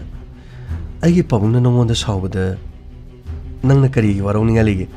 ꯁꯟꯙ꯭ꯌꯥ ꯋꯥꯐꯝ ꯑꯗꯨꯗꯤ ꯌꯥꯝꯅ ꯈꯦꯠꯅꯕ ꯋꯥꯐꯝ ꯑꯩꯗꯤ ꯅꯪꯒ ꯅꯨꯡꯁꯤꯅꯕꯅꯤ ꯑꯗꯨꯕꯨ ꯑꯩꯒꯤ ꯏꯆꯟꯅꯨꯄꯤ ꯁꯟꯙ꯭ꯌꯥꯒ ꯃꯉꯣꯟꯗ ꯀꯥꯔꯟ ꯇꯥꯔꯛꯂꯤꯕ ꯅꯨꯄꯥꯗꯨꯒꯗꯤ ꯅꯨꯡꯁꯤꯅꯕ ꯅꯠꯇꯦ ꯅꯪꯅ ꯃꯥꯏꯀꯩ ꯑꯗꯣꯝꯗ ꯀꯝꯄꯦꯔꯤꯖꯟ ꯑꯃ ꯇꯧꯔꯒꯗꯤ ꯃꯗꯨ ꯌꯥꯝꯅ ꯂꯥꯜꯂꯦ ꯈꯖꯤꯛꯇ ꯅꯠꯇꯦ ꯌꯥꯝꯅ ꯂꯥꯜꯂꯦ ꯑꯩꯗꯤ ꯑꯩꯒꯤ ꯏꯆꯟꯅꯨꯄꯤ ꯃꯥꯒ ꯅꯨꯡꯁꯤꯅꯕ ꯅꯨꯄꯥꯒ ꯎꯅꯔꯤꯉꯩ ꯅꯠꯇ꯭ꯔꯒ ꯂꯝꯕꯤꯗ ꯆꯠꯂꯤꯉꯩꯗ ꯑꯩꯅ ꯏꯆꯟꯅꯨꯄꯤꯗ ꯉꯥꯡꯈꯤꯕ ꯆꯩꯈꯤꯕ ꯅꯠꯇꯦ ꯑꯗꯨꯒ ꯅꯪꯒꯤꯗꯤ ꯅꯪꯉꯣꯟꯗ ꯉꯥꯡꯂꯕꯁꯨ ꯅꯪꯉꯣꯟꯗ ꯈꯨꯠ ꯊꯥꯔꯝꯗꯕꯤ ꯑꯩꯒꯤꯗꯤ ꯅꯪꯒꯤ ꯄꯥꯕꯨꯡꯅ ꯑꯣꯟꯈꯠꯂꯒ ꯑꯩꯉꯣꯟꯗꯅꯤ ꯃꯤꯌꯥꯝ ꯏꯀꯥꯏ ꯄꯤꯔꯤꯕ ꯌꯨꯝꯗ ꯂꯥꯛꯑꯒ ꯑꯩꯕꯨ ꯆꯩꯔꯤꯕ ꯂꯨꯈꯥꯛ ꯆꯥꯕ ꯇꯨꯃꯤꯠ ꯀꯥꯡ ꯑꯗꯨꯒ ꯈꯨꯃꯤꯠ ꯈꯨꯗꯥꯡꯗꯒꯤ ꯍꯧꯔꯛꯄ ꯍꯥꯏꯗꯨꯅ ꯑꯩꯕꯨ ꯂꯩꯀꯥꯏꯃꯛꯇꯗ ꯂꯥꯛꯑꯒ ꯅꯪꯒꯤ ꯄꯥꯕꯨꯡꯅ ꯉꯥꯡꯂꯤꯕ ꯑꯩꯗꯤ ꯏꯆꯟꯅꯨꯄꯤꯒꯤ ꯕꯦꯛ ꯃꯨꯜꯂꯤꯕ ꯅꯨꯄꯥꯗꯨꯗ ꯃꯌꯨꯝꯗ ꯆꯠꯂꯒ ꯑꯩꯅ ꯍꯥꯏꯔꯨꯕ ꯂꯩꯇꯦ ꯑꯗꯨꯒ ꯅꯪꯅ ꯑꯗꯣꯝꯗ ꯀꯝꯄꯦꯔꯤꯖꯟ ꯇꯧꯔꯤꯕꯗꯨꯗꯤ ꯌꯥꯝ ꯂꯥꯜꯂꯦ ꯀꯨꯟꯖꯔꯥꯅꯤ ꯃꯗꯨꯗꯤ ꯌꯥꯝ ꯂꯥꯜꯂꯦ ꯅꯪꯒ ꯑꯩꯒꯤ ꯅꯨꯡꯁꯤꯅꯕꯒ ꯁꯟꯙ꯭ꯌꯥꯒꯤ ꯂꯝꯕꯤꯗ ꯌꯦꯜꯂꯛꯈꯤꯕ ꯃꯤ ꯑꯗꯨꯒ ꯌꯥꯝꯅ ꯈꯦꯠꯅꯩ ꯀꯨꯟꯖꯔꯥꯅꯤ मधुदी यामना खेने नंगना अदोमदा चंगदमनरिबदो मधुदी यामना खेने कुंजरानी मदो मधुदन अइना नंगु वारोरिबा अचान मिराइना नखोगी नुंगाई याइफबगे हौरपगी मतुगिना लाइरबा मिसिंगबो करिसु लेतरा खनबा ऐ चले लाइखोबा यारे यामना खेने नंगे पबुंगा एंगोंदा तौरिबदगा अइना संध्यादा तौरिबदगा यामना खेने कुंजरानी यामना खेने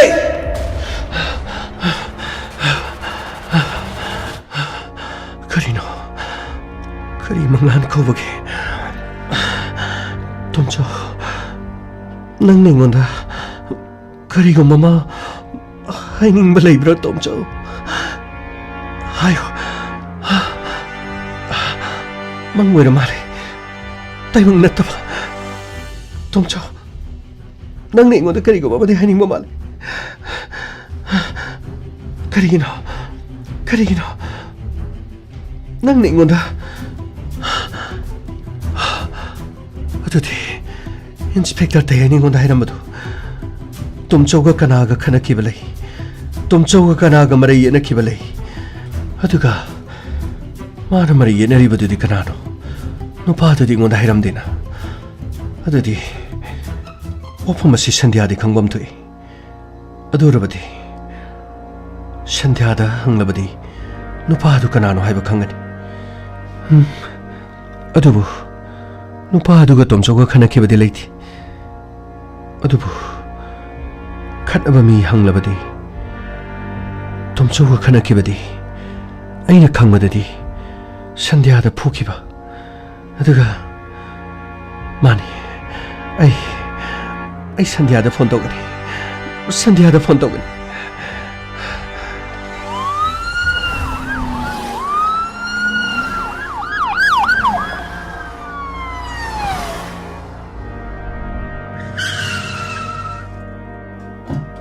고모 러 정질러 타로 러 파니샤 정글 레이브라 레이터 브랑 파니샤 가마이 통텔로 어두 미 레이브라 레이터 브랑 머닝 미아성 파니샤 이거 좀 그나 레게 미 레이르디 아무도 토피로 봐 락처리 그나 पुलिस संध्या नखोगी ताजोगी मिसी सिमा तांगदा मागा खनखिबा चैनखिबा कनामत लैते हाइबो वफमसे नंगना सकोइदा हाइको असेंगमनि सा कनामत लैते ना हाइबनि अदुगा नंगी फोन मुथलगा थमिदन करिगी सर आईफोन मै लोइखिबा अदुगी नंगी नबुंग सिरिबा तोमसौसे नंगा पोमिनबा नत्रो माने सर आइगा पोमिनबनि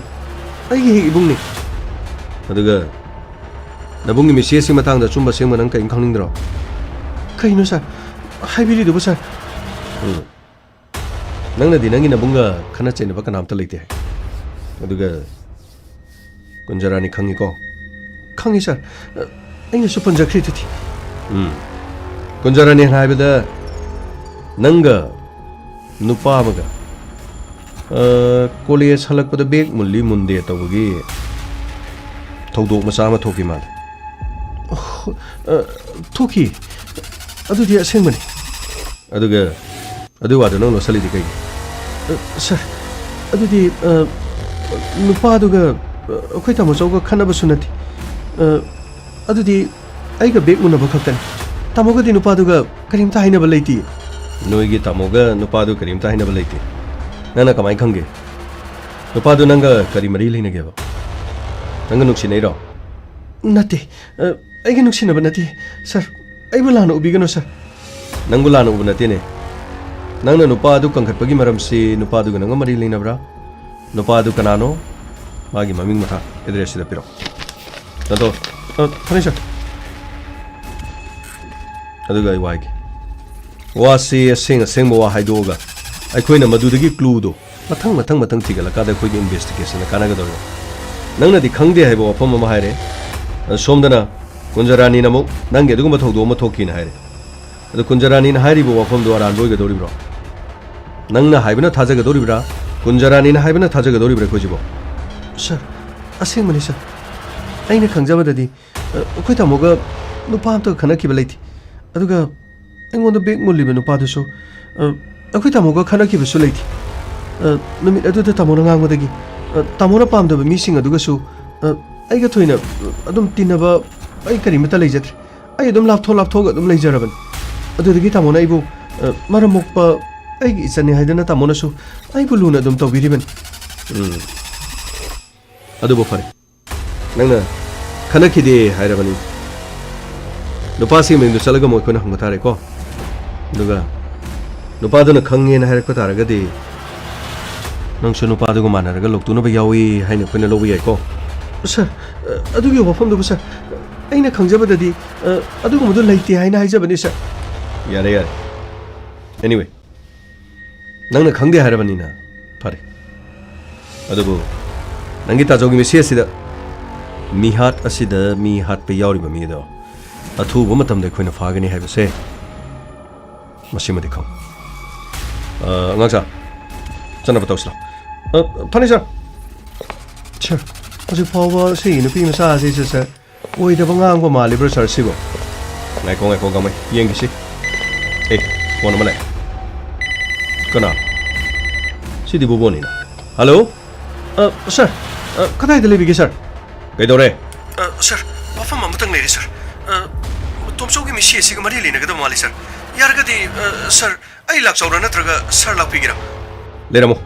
ꯑꯩꯈꯣꯏ ꯂꯝꯕꯤꯗ ꯂꯩꯔꯦ ꯍꯧꯖꯤꯛ ꯑꯊꯨꯕ ꯃꯇꯝꯗ ꯅꯪꯒꯤ ꯃꯅꯥꯛꯇ ꯌꯧꯁꯜꯂꯒꯦ ꯐꯅꯤ ꯁꯔ ꯒꯥꯃꯩ ꯒꯥꯔꯤ ꯃꯃꯥꯏ ꯂꯩꯊꯧ ꯑꯗꯨꯒ ꯕꯣꯕꯣꯟꯒꯤ ꯆꯦꯛꯀꯣꯟꯗ ꯆꯠꯂꯣ ꯈꯔ ꯊꯨꯅ ꯁꯔ ꯃꯤ ꯍꯥꯠꯄ ꯂꯩꯔꯦ ꯍꯥꯏꯕ꯭ꯔꯥ ꯁꯔ ꯑꯗꯨꯒꯤ ꯋꯥ ꯅꯠꯇꯦ ꯑꯊꯨꯕ ꯃꯇꯝꯗ ꯆꯠꯂꯣ ꯑꯁꯦꯡꯕ ꯀ꯭ꯂꯨ ꯈꯔꯗꯤ ꯈꯪꯒꯅꯤ ꯐꯅꯤ sir Lakle lakle Inspector Tayai Tayai Tayai Lakle lakle Lakle lakle Inspector Tayai Tayai Tayai Uthanaba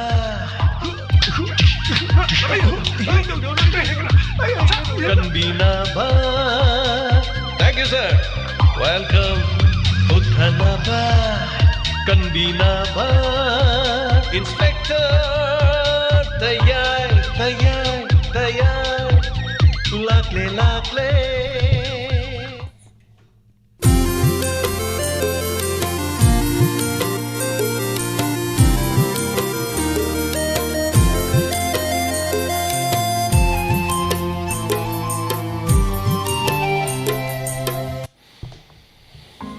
하나나 다가짜리 가스기 인스펙터 따야이 저홍가 홈포가 따룩 슈바 땅각 따비리바시 마말 얌라바 탱마다 따비리바 인스펙터 따야이부 서포트 도비리바 뿌나마 하나하나 다가짜리 나시기디 버데게 토도파 나시기 레이제드리 거래 비비럭보다 하나나 다그짜리 뿌노마 미야옹기 피드백 아마디 코멘 khara pathok charga sei matik amani khongjaba nasigi tangkak se tabiraga odongge thamoide kari fawi boge tangkak sigi haijaba tare minute nifuga nifan nasigi se doma 10 badi oide wari ama sagana bahana bada wari do phamaga lira badi minute ani da dum loini adubu wari sisu game akhalamani game ama miyam da koi thokpa wa koi shuba ꯑꯗꯒꯤꯗꯤ ꯈꯔ ꯁꯥꯡꯗꯣꯛꯄ ꯈꯔ ꯇꯦꯟꯁꯟꯕ ꯃꯈꯟ ꯃꯈꯟꯅꯤ ꯍꯥꯏꯇꯥꯔꯦ ꯃꯁꯤꯕꯨ ꯀꯧꯏ ꯑꯩꯅ ꯍꯥꯏꯖꯕꯗꯣ ꯉꯥ ꯊꯣꯡꯕ ꯇꯦꯡꯀꯣꯠ ꯑꯃꯗꯒꯤ ꯑꯍꯥꯎꯕ ꯆꯥꯕꯤꯒꯦ ꯍꯥꯏꯔꯗꯤ ꯃꯇꯨꯝ ꯃꯍꯤ ꯃꯄꯪ ꯑꯂꯨ ꯑꯗꯒꯤ ꯃꯅꯥ ꯃꯁꯤꯡ ꯍꯪꯒꯥꯝ ꯍꯥꯞꯄꯒ ꯍꯪꯒꯥꯝ ꯑꯐꯕ ꯆꯥꯕ ꯌꯥꯕꯗꯨ ꯆꯥꯕꯤꯔꯀꯥꯟꯗ ꯃꯔꯨꯒꯨꯝꯕ ꯃꯣꯔꯣꯛꯀꯨꯝꯕ ꯍꯔꯤꯕꯣꯞ ꯃꯀꯨꯒꯨꯝꯕ ꯑꯗꯨꯅ ꯂꯧꯊꯣꯛꯑꯒ ꯆꯥꯅꯗꯦ ꯑꯗꯨꯃꯥꯏꯅ ꯇꯧꯗꯅ ꯏꯟꯁꯄꯦꯛꯇꯔ ꯇꯦꯒꯤꯁꯨ ꯋꯥꯔꯤꯁꯤꯗꯒꯤ ꯑꯐꯕ ꯂꯧꯁꯤꯜꯂꯒ ꯆꯥꯕ ꯌꯥꯗꯕꯗꯨꯅ ꯅꯥꯀꯟꯗ ꯊꯝꯕꯤꯔꯒ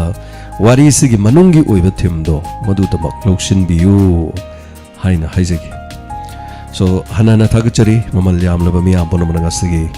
ꯇꯥꯡꯀꯛ ꯑꯁꯤꯗ ꯁꯔꯨꯛ ꯌꯥꯕꯤꯕ ꯍꯥꯏꯕꯤꯔꯛꯄ ꯑꯁꯤꯒꯤꯗꯃꯛꯇ ꯐꯤꯗꯕꯦꯛ ꯉꯁꯤꯒꯤ ꯑꯍꯥꯟꯕ ꯑꯣꯏꯅ ꯄꯥꯖꯒꯦ Sandia Waikon Takachari sir, Masigi Inspector Tayai Pungning Loksing Ojay, Haina Takpirak Pasigi the Mark, Haining a later Natakachari, Ingudam Georgette Wari Nungai Ki Natapidi. Tamfa Takachari Inspector Tayai Kipishot, Haining a later Nungai Natapiba, Romi, Comantem Takachari sir, Mitaki Pita, Kibakango the Takpidi, Romi, Comantem Takachari, Domadongi, Wakaloni, Haitare. Thank you so much. Birendra Mangang. Takachari Kunjarani gi aseng banung si base manglan da su safongi mihat fafarani masini wari sige koi thoga tahana bohnari se haitare smai tawi de gi nupido mai manglan da smai ne ui de gi inspector te chatli de gi phone tawre I sandhyana phone tawda sandhyada phone sandhyana paide wari lore kaino masi wari adu bu sanara kan da cinematography haina sangdok podo dumaina koi jo screen play na sangdok podo dumaina koi jo wari ji theme je muk sing thoga marin khara chalhalini haitare thank you so much masigi da magaduga Robert Yumnam Takachari thank you so much Diamond Radio na yai fore na tapirakpa thank you so much inau nu shiraba salute tawjari Diamond Radio gi yam nungai jabase mi am dosu haijaning do only 1000 mukta ngai kre lakh ahum yogadaba haitare lakh ahum yogadaba chama na khujing ora kanda nungai ba phongdok chamni haitare na nongma ingonda angang am kangna sama haire tamo gi Diamond gi se yame mi se am yame tamo adu kun subada nungai ba ji phongdok pa yaroidra hai chama kun cham nifu cham homfu chama ga marfu na smai tor ga kun no khujing ora ga as adu di thorom yam na pangthok tare na hai mi di yam pangtho it mi 20 subscribers subagi nga thong ga cha ga yam tawe aina kashu kai ba leite mi gi apamani tawshanu tawi yai nungai radi candle na mai thalaga candle du dagi mai chubagi mangal du da oh mai sha sina sakthek tana mom se khang mangam na dana milu pirang sintharaga khange ne har kappaga dum yengminara su yai ba kumai ji leibu leitradi yenga su yai sin so nuksibi besing na takpirakpa duga inspector tayai support tobiri besing me ampon moda khangan janing badi only 1000 khatangai gre so lakh ahum suruk pagi miyam ga punana live program ama koi nungai na pangthok mina se duga mayam gi interest ta haitare lupa changa gi wahang pahung kaya ga loina na diamond santok cheri ba thorom program mayam se loina na miyam punama pangthok mina se haiba nungai ra ba paujel se loina na han miyam punama putha ga cheri Robert Yumnam na Diamond Radio ni ai fare na hairak padu ningsing lakpo wahini kem ruksana thaga cheri Songtham Napoleon kari mathel charage na hangbire Napoleon koirabagi tungda mathel hangbirak ba haitare masi se iron ba masu sai saugri thong ba masu sai haitare cho ningtham tha changak pada saugri sa ba se jo hawi saugri angang bagi mahi thakba jete sorry konthojam thagachari thaja konthojam sarngasi wari yamna faze gangmai muskala anigi wari na tapire so gangmai muskala pisaki wari do tum wari ni game ni haitare game ase yaude ade ado nungai thokpa haibasi su dum khara tangai phade khara yaude ade khara pakta ko mayam adum support to view thagachari nungai jei hena takpirak pasigi damak chasu laisi lembi chanu sarngasi episode amna nungai jei muskala ga gangmai ga tugi matang do na yes pisakta reminder ma lakpani kanano madi haibada madi na hawai samai to kibaduni haibagi ningsing halakpa ma haitare so git mala thagachari wari nungai haina takpirakpa Yumnam Sanjit Maitei Thagachari sir inspector tayai proud of you na takpire thagachari Yumnam Sanjit Maitei fajaba mi gi thamoi da leibada wahai fajaba thamoi fajaba wahai tholakani maithong fajaraga thamoi degi wahai fajadaba thoklabadi kari kanaroni fajarubagi dama mai da fajadrabasu thamoi fajaraga loire fajaraba thamoi du gi tholokpa wahai duna khangi adom soidana maki thamoi sengba mi oiramani so proud of you inspector te habirapagi so thank you so much Lokendro marang them bobon gi pausina kari oigedoriba khoirang nare thamoi se maduni Lokendro aina pamjari base kari no haikana kochi ma kolaga pakhong ma chalaga hayeng phawba ngairaga thambaduni so masidana aina mo nungai jari se hayeng amuk the phong badune bako so thank you so much pukrambam jukti mala mi pami khanlaga kari hainu khangre do masor thagachari sundarani sagol sem ngasidi live yawba fangjare wari nungai na takpire thagachari thodam prakash yamna chakna loisin khi khangning bana ngai ngamdre na takpire thagachari thodam prakash yen thongba budi natte adubu asumna pramana ma tawjagi angang waringai matamda hayeng di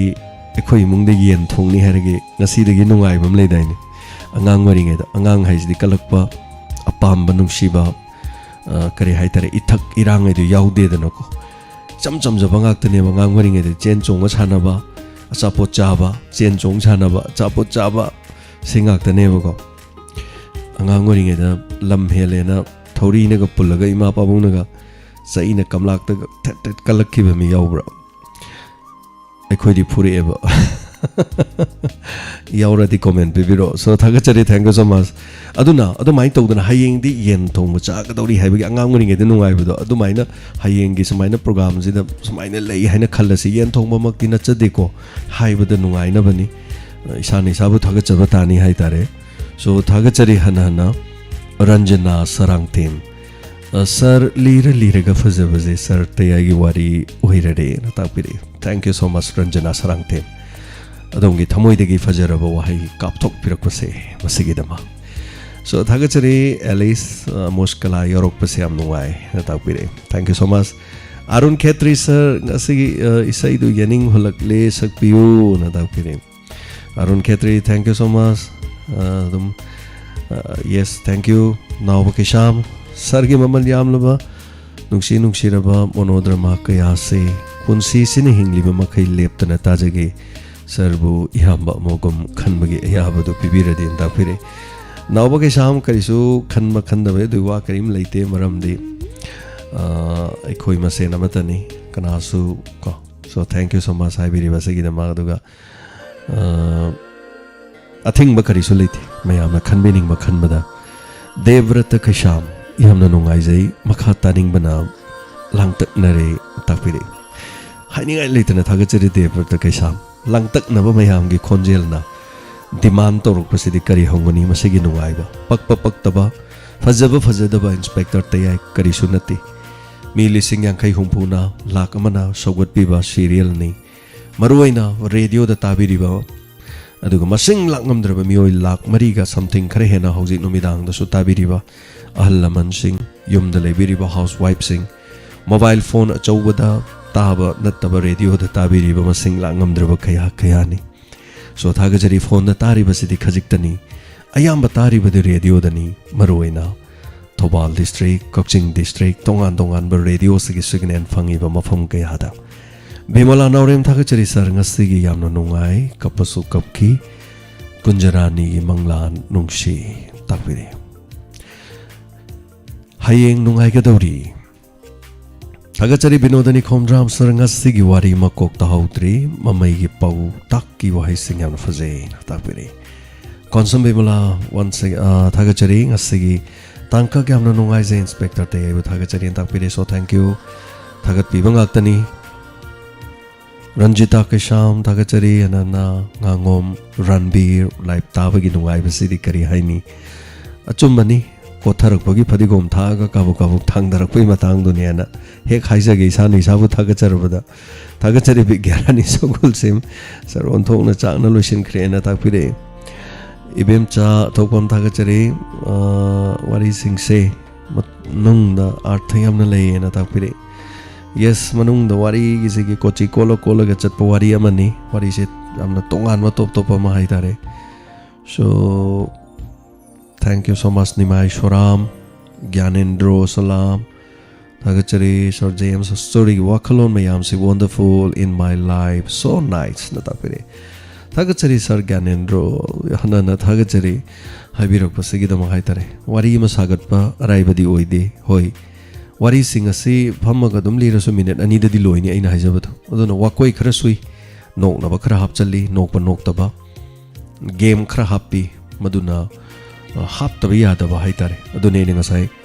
nga thongbadasu nga maru yaubani chaba yadaba yaubani na on fazaba singi wari paring do da karai dano taba yadaba mate mate karadi yau tabani adubu kana gum harau jabana di mikop khuding momo nok jaribani miyamna momo nok paduni akhoi na mo nungai jaribana maram di maduni akhoi gi manglande miyamu nungai han ba pothan baduni so thagachari amukan daga nazi wahing bam thank you so much ताजेस थोक थागचरी सरना मयाम गिदमक तो होना बिरिबा खुदिंग अफबा लोक्शन बियाबा ज्ञान ओइगेदबा ngaktani na takpire थागचरी Mohan सलाम वारी फजर कांद मतम लुइसन करे thank you so much सना जाव माइबम सरगी कल्पना यामना कलक चे अदुबु इचा चाउरखी हाइबगी नुंगाई फम खंगरे तौरिसे takpire सना जाव इचादे पीइंगाई दा हाइतारे सही 8-9-5 स्वाइ बौद इचा नुंगसिबजु लोइथोखरे हाइतारे नुंगसिबदि करी नुंगसिदनी अदुगे मतुंग जु इचाबदि चांगाक्तने अदुम इचा हाजिदि अदुम वाजबदु पीइंगाई मतमददि ngang chaiba da loin tabiramidana kitang chausalakpadadi ngang chaiba jamta tadev mina ngang bana hoi ngaktane mama ampa ngang bana no ngaktane nusina kaurorosu hauna kumta khumdamne aduna isa sing sigi wajabadi henbadi chawrakanda waba heli kari tawrakadagi kari tawrungani mina phubiramgadra mina icha kaubanina nation biramgadra khudong thiba thongadra kari oirakani aranba lambi mada chatlamgadra khangba ngamdi aduna bo hairibani halaman singna machana yumdagi thokhiba yumda hanjalakpa matamda macha nupi orabasu nupa orabasu mama mapana macha bu manam namu haibagi wafam haitare ni am phajaba wafam ni sar sana jawna haibiri se manungi idea do haitare so I feel haitare so thank you so much Chiteshwari once again Kuraija memi yamna chakna loisin king asidi thagachari na takpire thagachari morning arangbam thagachari sir inspector their story yamna faje haninga leitana takpire thank you so much morning game Ruxana thagachari mdu Said Khan wari khoding mak tagi tayain inung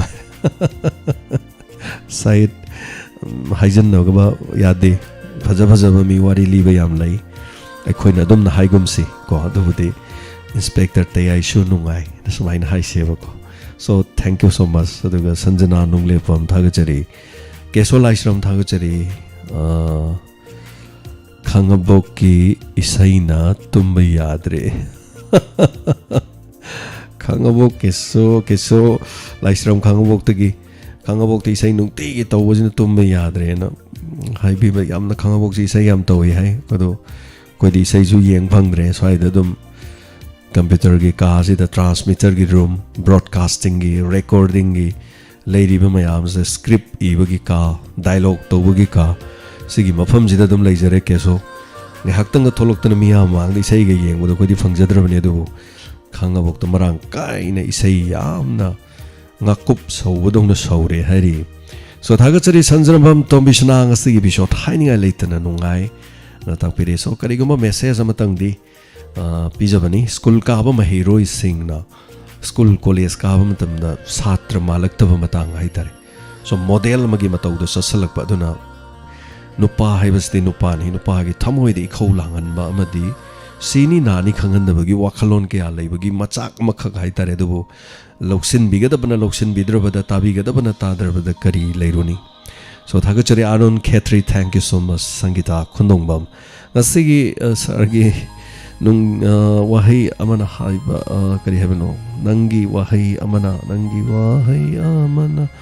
Sangita Khundong ma misai de loidri aduna ne aise loirani isai de loiraga tun loiraga leirabani chalmanda kini mafam sida koggadabani aduga chalmanda kini hek lakpaga saidu mai saidu nammadongni aduga aina sakpam ga namgadaba adu aise nangei tara nung hakchang ti yaw lebedo so tara lok thokre ai ani soba minor OT to tawgre aduga hojik se backup haitare kitang lakna bo hona bani लाइबक थीबना corona नारुबगी कापखिबा मयाम हिदाक्तगी करीदि तौबदो इसाज वेट कितंग हेंकलगा पुकचिदा अरोइबिदि हिदाक मयाम नु पै लेरे अदुना कितंग हाइतारे सो आइगिदि से दम पुक कंगवैदुबदि गसु नते इसल मंदाकिनी कौरगा इसै सकपदो याना नम होनजरगे अदुगा हौजिकसे डायमंड डोनर्स ग्रुप आइदना कोगी डायमंड गी नुंगसिबिरबा तोला तारबदा मतेंग पांगबगी मी चहुम खरे हेना लै हारिबा सिंग अदुगी हंतक डिसेंबर लास्ट वीक सिदा लाइव शो मा मफम जिदे तौगदोरी मी अतै अतै यावबा यावदबा कोई मयाम जे तदम लांगदना खोतनी इसै सकपा खोतपा तौबगे हाइतारे मदुगी लाइव अमा सो जनवरी द लाइव अमा फेब्रुआरी द लाइव अमा सो अदुगी कोगी लाइव स्ट्रीमिंग तौजरीबा कोगी सिस्टम हाइतारे सगी अनौबा अपग्रेड तौरकान डायमंड गी लाइव तौजरी से खरे हेना फबा टेक्नोलॉजी मा हाइतारे हाई टेक्नोलॉजी हजि फबगी मणिपुर सिजनरीबा मयाम सिदगी तादबा हाइतारे अनौबा मा पांखनबा याम कन होनजरी सो मचा मचा मचा मचा हाइतारे सो एवरीथिंग नारगसो लेप लेति होनबदी तोकपा यादे थबक चामा हिंगलिंग एद लोइबा नाइदे अदुना सो थागचरी संगीताना हारको वाहिज याम सांगना इन खुमजखरे सो थागचरी जाने दुगा लांगलेन मेहोबम थागचरी सनानु हिद्रोम रॉबर्ट नवकिशाम स्नेहा थागचरी अदुगा तोकम अतोन कुमधेम राजेन सर तोमसौगी मिहात तापिरे प्रियंका मेंगबाम थागचरी ngase yaure na takpira pangangom ranbir gitmala devdas sarang theme gangmai na tingli yangli base tumningba faujai sar takpira थागचरी aseng mane ngak lengba yadabado adu ngasai ham nungai je koi oja amana ngasai phone tore samai to na chumme na haibire haidare so thank you so much Arun Khetri yes film oina putok pochi mangla ne adu ngamba ngamdaba putok trasu dum wari loidraga leptraga loire da ko so थागचरी boni chana daibam थागचरी the devrata थागचरी thank you so much isai oina khudol tamjarage kitang wangang bu nungai rak pai haitare kitang ngange thank you so much Birendra Mangang wangang magi sor nangi tatpado masing rang haitare sor ji khramu backup khara lai aduna wangang magi haitare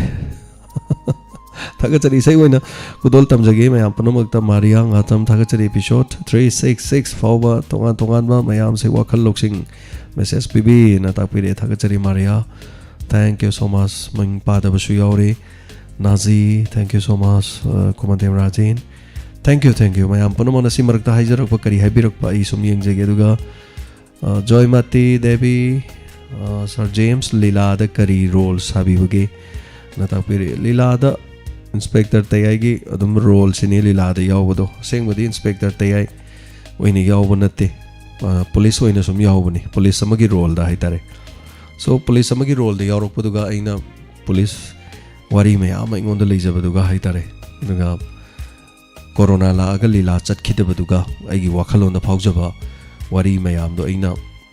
असेंगबदी आइनागा web series अमगा तोरो पुथोकपा गाइना खंजखिबा हाइतारे अदु budget याम चावबा अदुगुम लेबदगी हाइतारे अस्काने मसी audio दा एकदम monodrama दा दम तौखरगेना तौखिबने inspector तयाई से अदु लीला दा सु इंस्पेक्टर तयाई की रोल दुमकनी मतेक अमकक थोकपनी अदुगा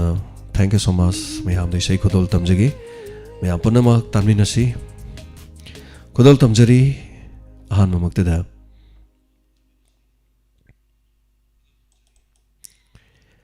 aina nungsijaba doit sengda aina lanthokjage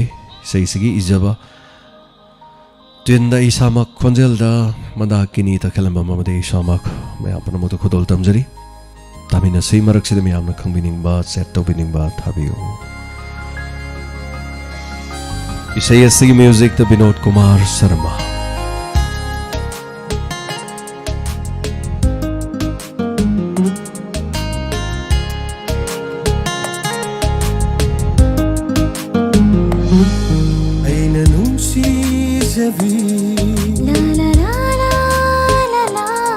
aina khoida zabi aina nungsi zabi aina khoida zabi nangtanu unsigi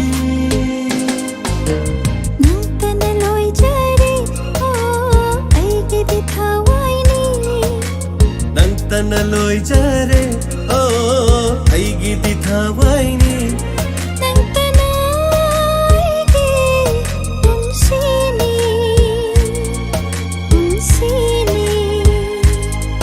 aina nungsijabi aina khoidajabi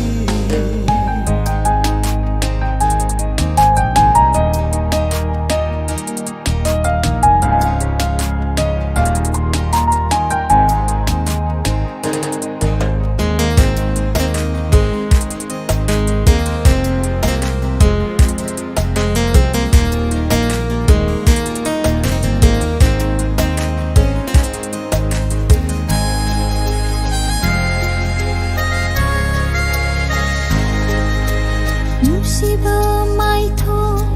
ying la ga azaba heli asum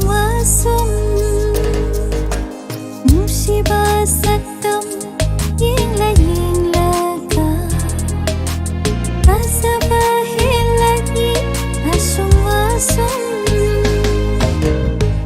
nangu nushirubai oira male nangu yeningduna talaire nangu nushirubai oira male nangu yeningduna talaire nang tanai ki unsini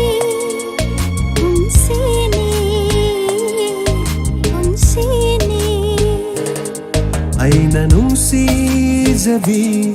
aina khoidajabi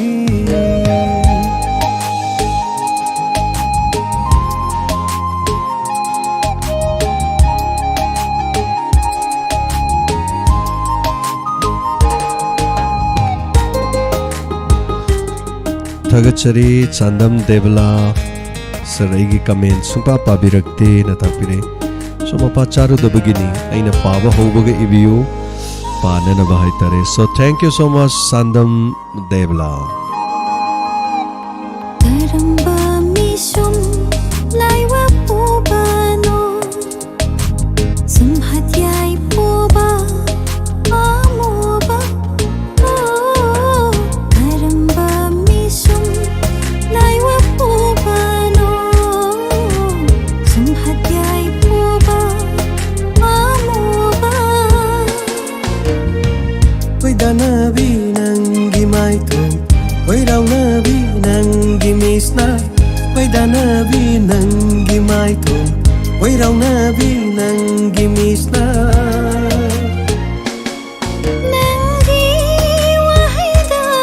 ngaurabini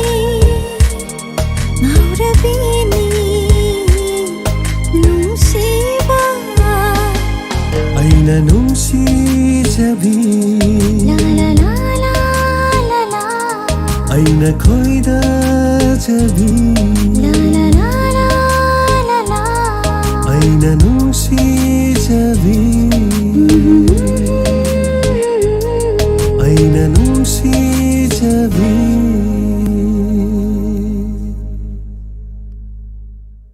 Kayada tabada nungaijaraba Usarani Devi hauzik Sikkim gi journey da Inspector Tayai journey asida tari na tapire Thagachari Usarani Devi safe and sound karisu soiba ngamba yaudana dom gi chatpiri lambi aduda panthung yauna chatpa ngamba oibiu kok ngaudana so yamna nungaiba journey ama haitare journey da nungaiba si haksang sokthadaba aduga ngahak somuk uiba ngahak sum makeup thokpa nungai na chatpaduni haitare so thank you so much haibirak pasigidama kaduga mathang damuk isai ama khudol tamjagi tabiriba miyam punamak aduga ngahakang pothaminaba nungai minaba haitare so isai si inspector tayai gi yaurak kadabi isai amani ana paraga leiriba but adubu kanana saklakadagi karamba character na sakadagi haibado maduni ngairi basi aduga miyamna su guest tawbiu kanana salakadaba male kanana sakpada pakkadaba male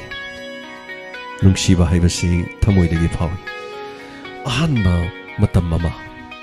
aine ihan han ujakibi sakhenbi ing taplabi momon ta noklabi ꯂꯝꯕꯤꯗ ꯅꯣꯝ ꯅꯣꯝ ꯆꯠꯇꯨꯅ ꯁꯝꯂꯥꯡ ꯖ꯭ꯋꯥꯏ ꯖ꯭ꯋꯥꯏ ꯇꯥꯗꯨꯅ ꯆꯠꯄꯤ ꯃꯁꯛ ꯐꯖꯕ ꯅꯨꯄꯤ ꯑꯃꯈꯛ ꯎꯕꯗ ꯐꯥꯎꯖꯔꯛꯄ ꯋꯥꯈꯜꯒꯤ ꯏꯁꯩ ꯑꯃꯈꯛꯅꯤ ꯇꯥꯕꯤꯁꯤ ꯅꯨꯡꯁꯤꯖꯩ ꯅꯪꯕꯨ ꯊꯃꯣꯏ ꯁꯦꯡꯅ ꯑꯩ ꯏꯁꯥꯃꯛꯀꯤ ꯃꯌꯦꯛꯇꯃꯗꯤ ꯑꯩꯒꯤ ꯈꯣꯟꯖꯦꯜꯗ ꯕꯤꯅꯣꯗ ꯀꯨꯃꯥꯔ ꯁꯔꯃꯅ ꯃ꯭ꯌꯨꯖꯤꯛ ꯑꯣꯏꯕ ꯏꯁꯩꯅꯤ ꯄꯨꯝꯅꯃꯛꯇ ꯀꯠꯊꯣꯛꯆꯔꯤ ꯗꯦꯗꯤꯀꯦꯠ ꯇꯧꯖꯔꯤ ꯑꯩꯅ ꯅꯨꯡꯁꯤꯖꯩ ꯅꯪꯕꯨ ꯊꯃꯣꯏ ꯁꯦꯡꯅ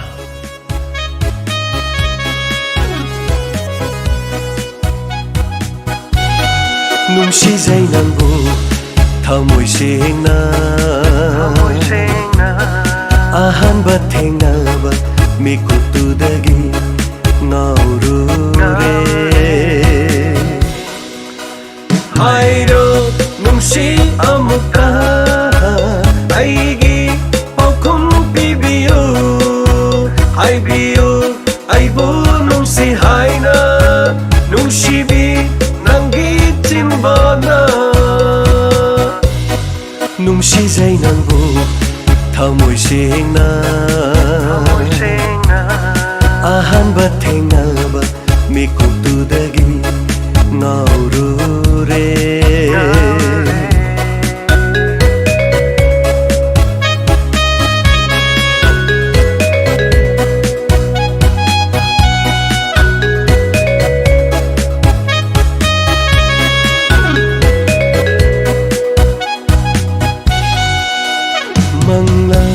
ꯇꯥꯏꯕꯪ ꯑꯅꯤꯗ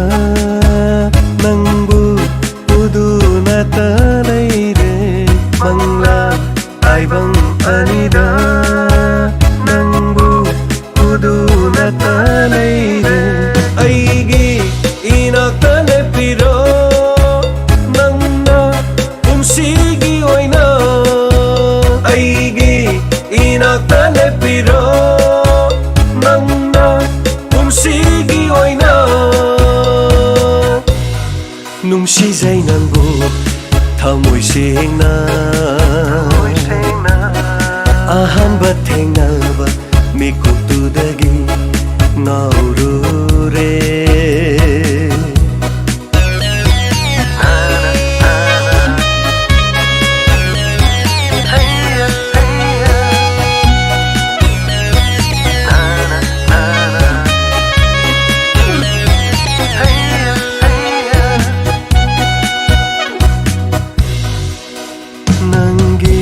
ꯅꯨꯡꯁꯤꯕ ꯃꯤꯅꯣꯛꯇ ꯉꯥꯎꯔꯦ ꯑꯩꯗꯤ ꯄꯨꯡꯉꯥꯎ ꯉꯥꯎꯔꯦ ꯅꯪꯒꯤ ꯅꯨꯡꯁꯤꯕ ꯋꯥꯍꯩꯗ ꯁꯨꯝꯍꯠꯄꯤꯔꯦ ꯑꯩꯕꯨ ꯑꯣꯏꯖꯒꯦ ꯅꯪꯁꯦ ꯑꯩꯇꯒꯤ ꯅꯪꯕꯨ ꯄꯨꯟꯁꯤꯒꯤ ꯑꯣꯏꯅ ꯑꯣꯏꯖꯒꯦ ꯅꯪꯁꯦ ꯑꯩꯇꯒꯤ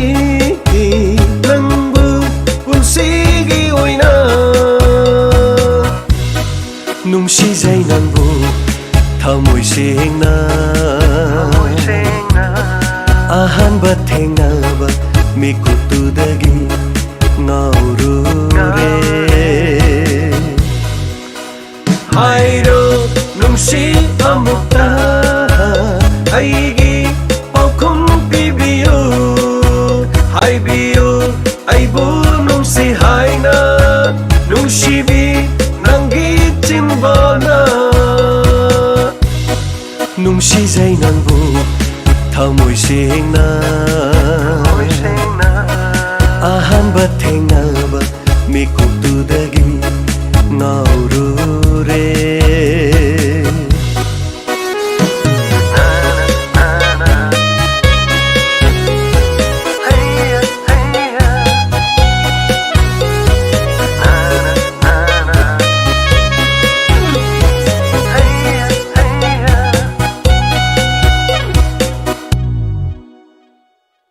Tagachari Laisilemi Chanu Ngasina Live Ahanba Yauba Ni Yam Nungaizai Na Takpirakpa Ahanba Hek Sangbirakpa Haiba Sidabu Mayam Sangdana Taram Taramok Piba Madaga Family Sida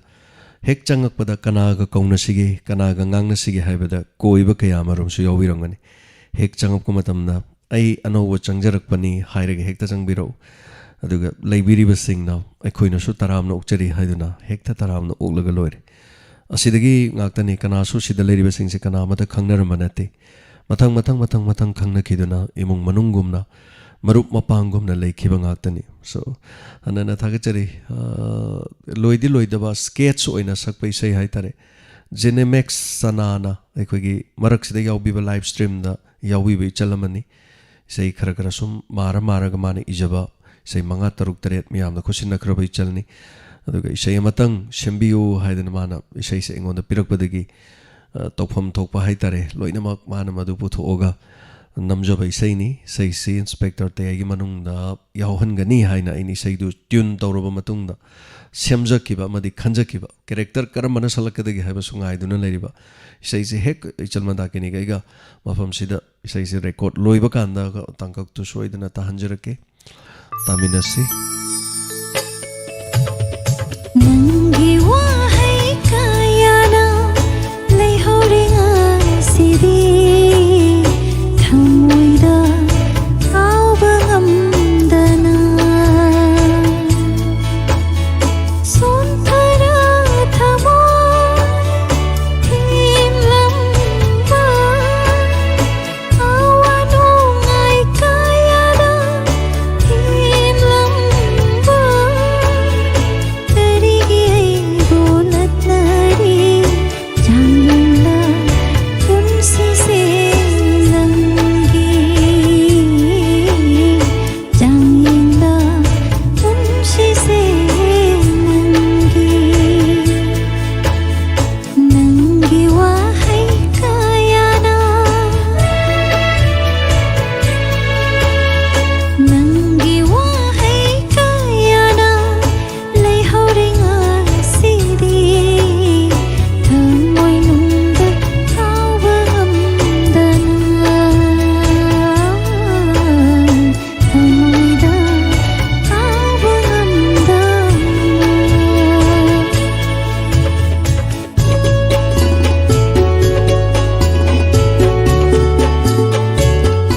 Thank you, Naurem Rakesh.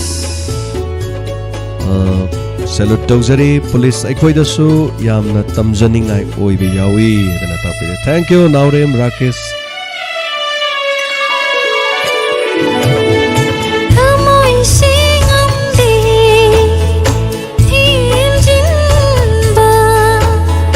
makhol thokna kaplari ngasidi Thamoy singamdi himjinba makhol thokna kaplari ngasidi Tamkrawanangbo ningsing na Tamkrawanangbo ningsing na Leihore airido Undaba pamela magum Undaba pamela magum Nangi wahai kayana leihoringa sidi thamoy nungda kauba ngamdana thamoyda kauba ngamdana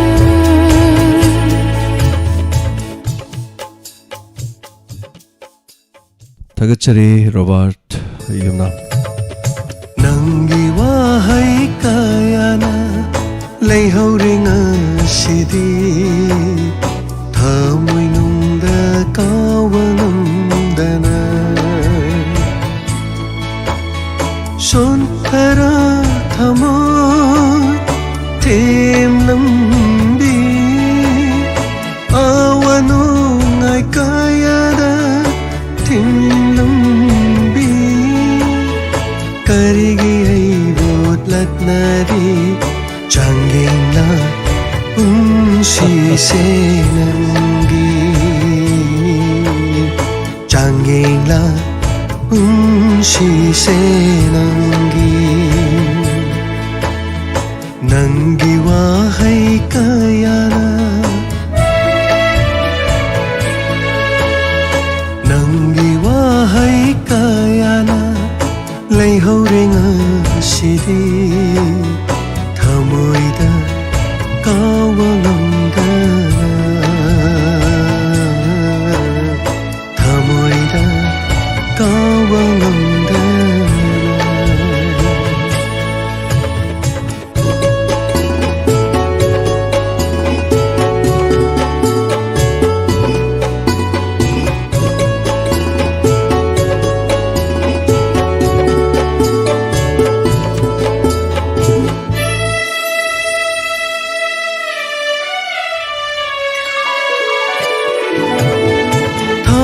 ngamde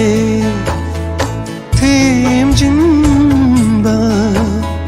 makol tok na kaplare ngasidi thamoi se ngamde thêm jinba makol tok na kaplare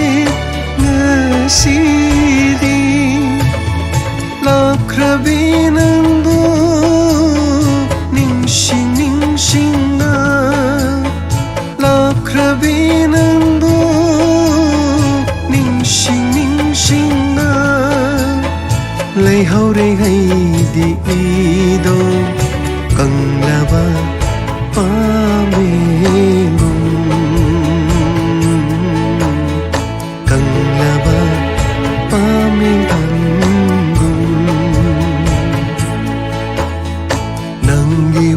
Hay kaya na lay hauring asidi thamoy da kawangda thamoy da kawangda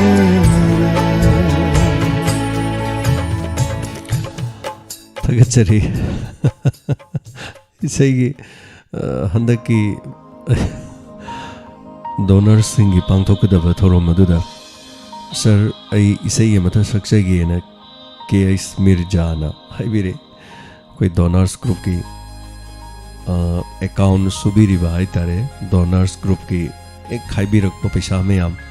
diamond da paisa mateng pangai je paisa suba malai aduna KS Mirza se aduna sir ai isai amakatang saksagi na live stream je da mana hairak pasa ai Nok ning re ai tar isai masu sahan gani aduga inaw gi fajaraba album ma hai tare inaw no pamjaba album ma inaw no pamjaba heroine maga hai tare ne heroine oirasu heroine oidrasu nupi bo oiradi hai tar album ga nambi batare KS Mirza ge daba Mayam kabak ho mata khubi ho KS Mirza ge hai tare so thank you so much thank you mayam puna mak saru ya biri basing mari mata hai babu karino tinaraba loinaraba khangnaraba ekoi masen amaga maga kai khomnaraba amana mabu respect toraba aton mamacha mathak makha kari matanat punna dum hingminaba yai nungai ba hairadi koigi isada nungai ba haibadu yaw isada yaw ba nungai ba haitradi sunung nungai ra roidong fajaba thiba punama adu nakanda thamaga matam punamak te koi khusamna duna chatminasi asoi ran punamak ngak thok ngak sin dominasi thagachari atheng ma fawo thorom tabi duna inspector tayeba nungsi biba amadi masigi manung de yauri be sei sing bo tabi ba sigi de ma haninga leitena thagachari tekta kaidana nungai na phamungna tumkhun tanduna mang dana nungai na tumbi ngase tekta kaidana unariba sigumna hayengsu tekta kaidana dumakunasi matamadu fawagi miyam punumaktagi lapthokjari punumapu khurumjari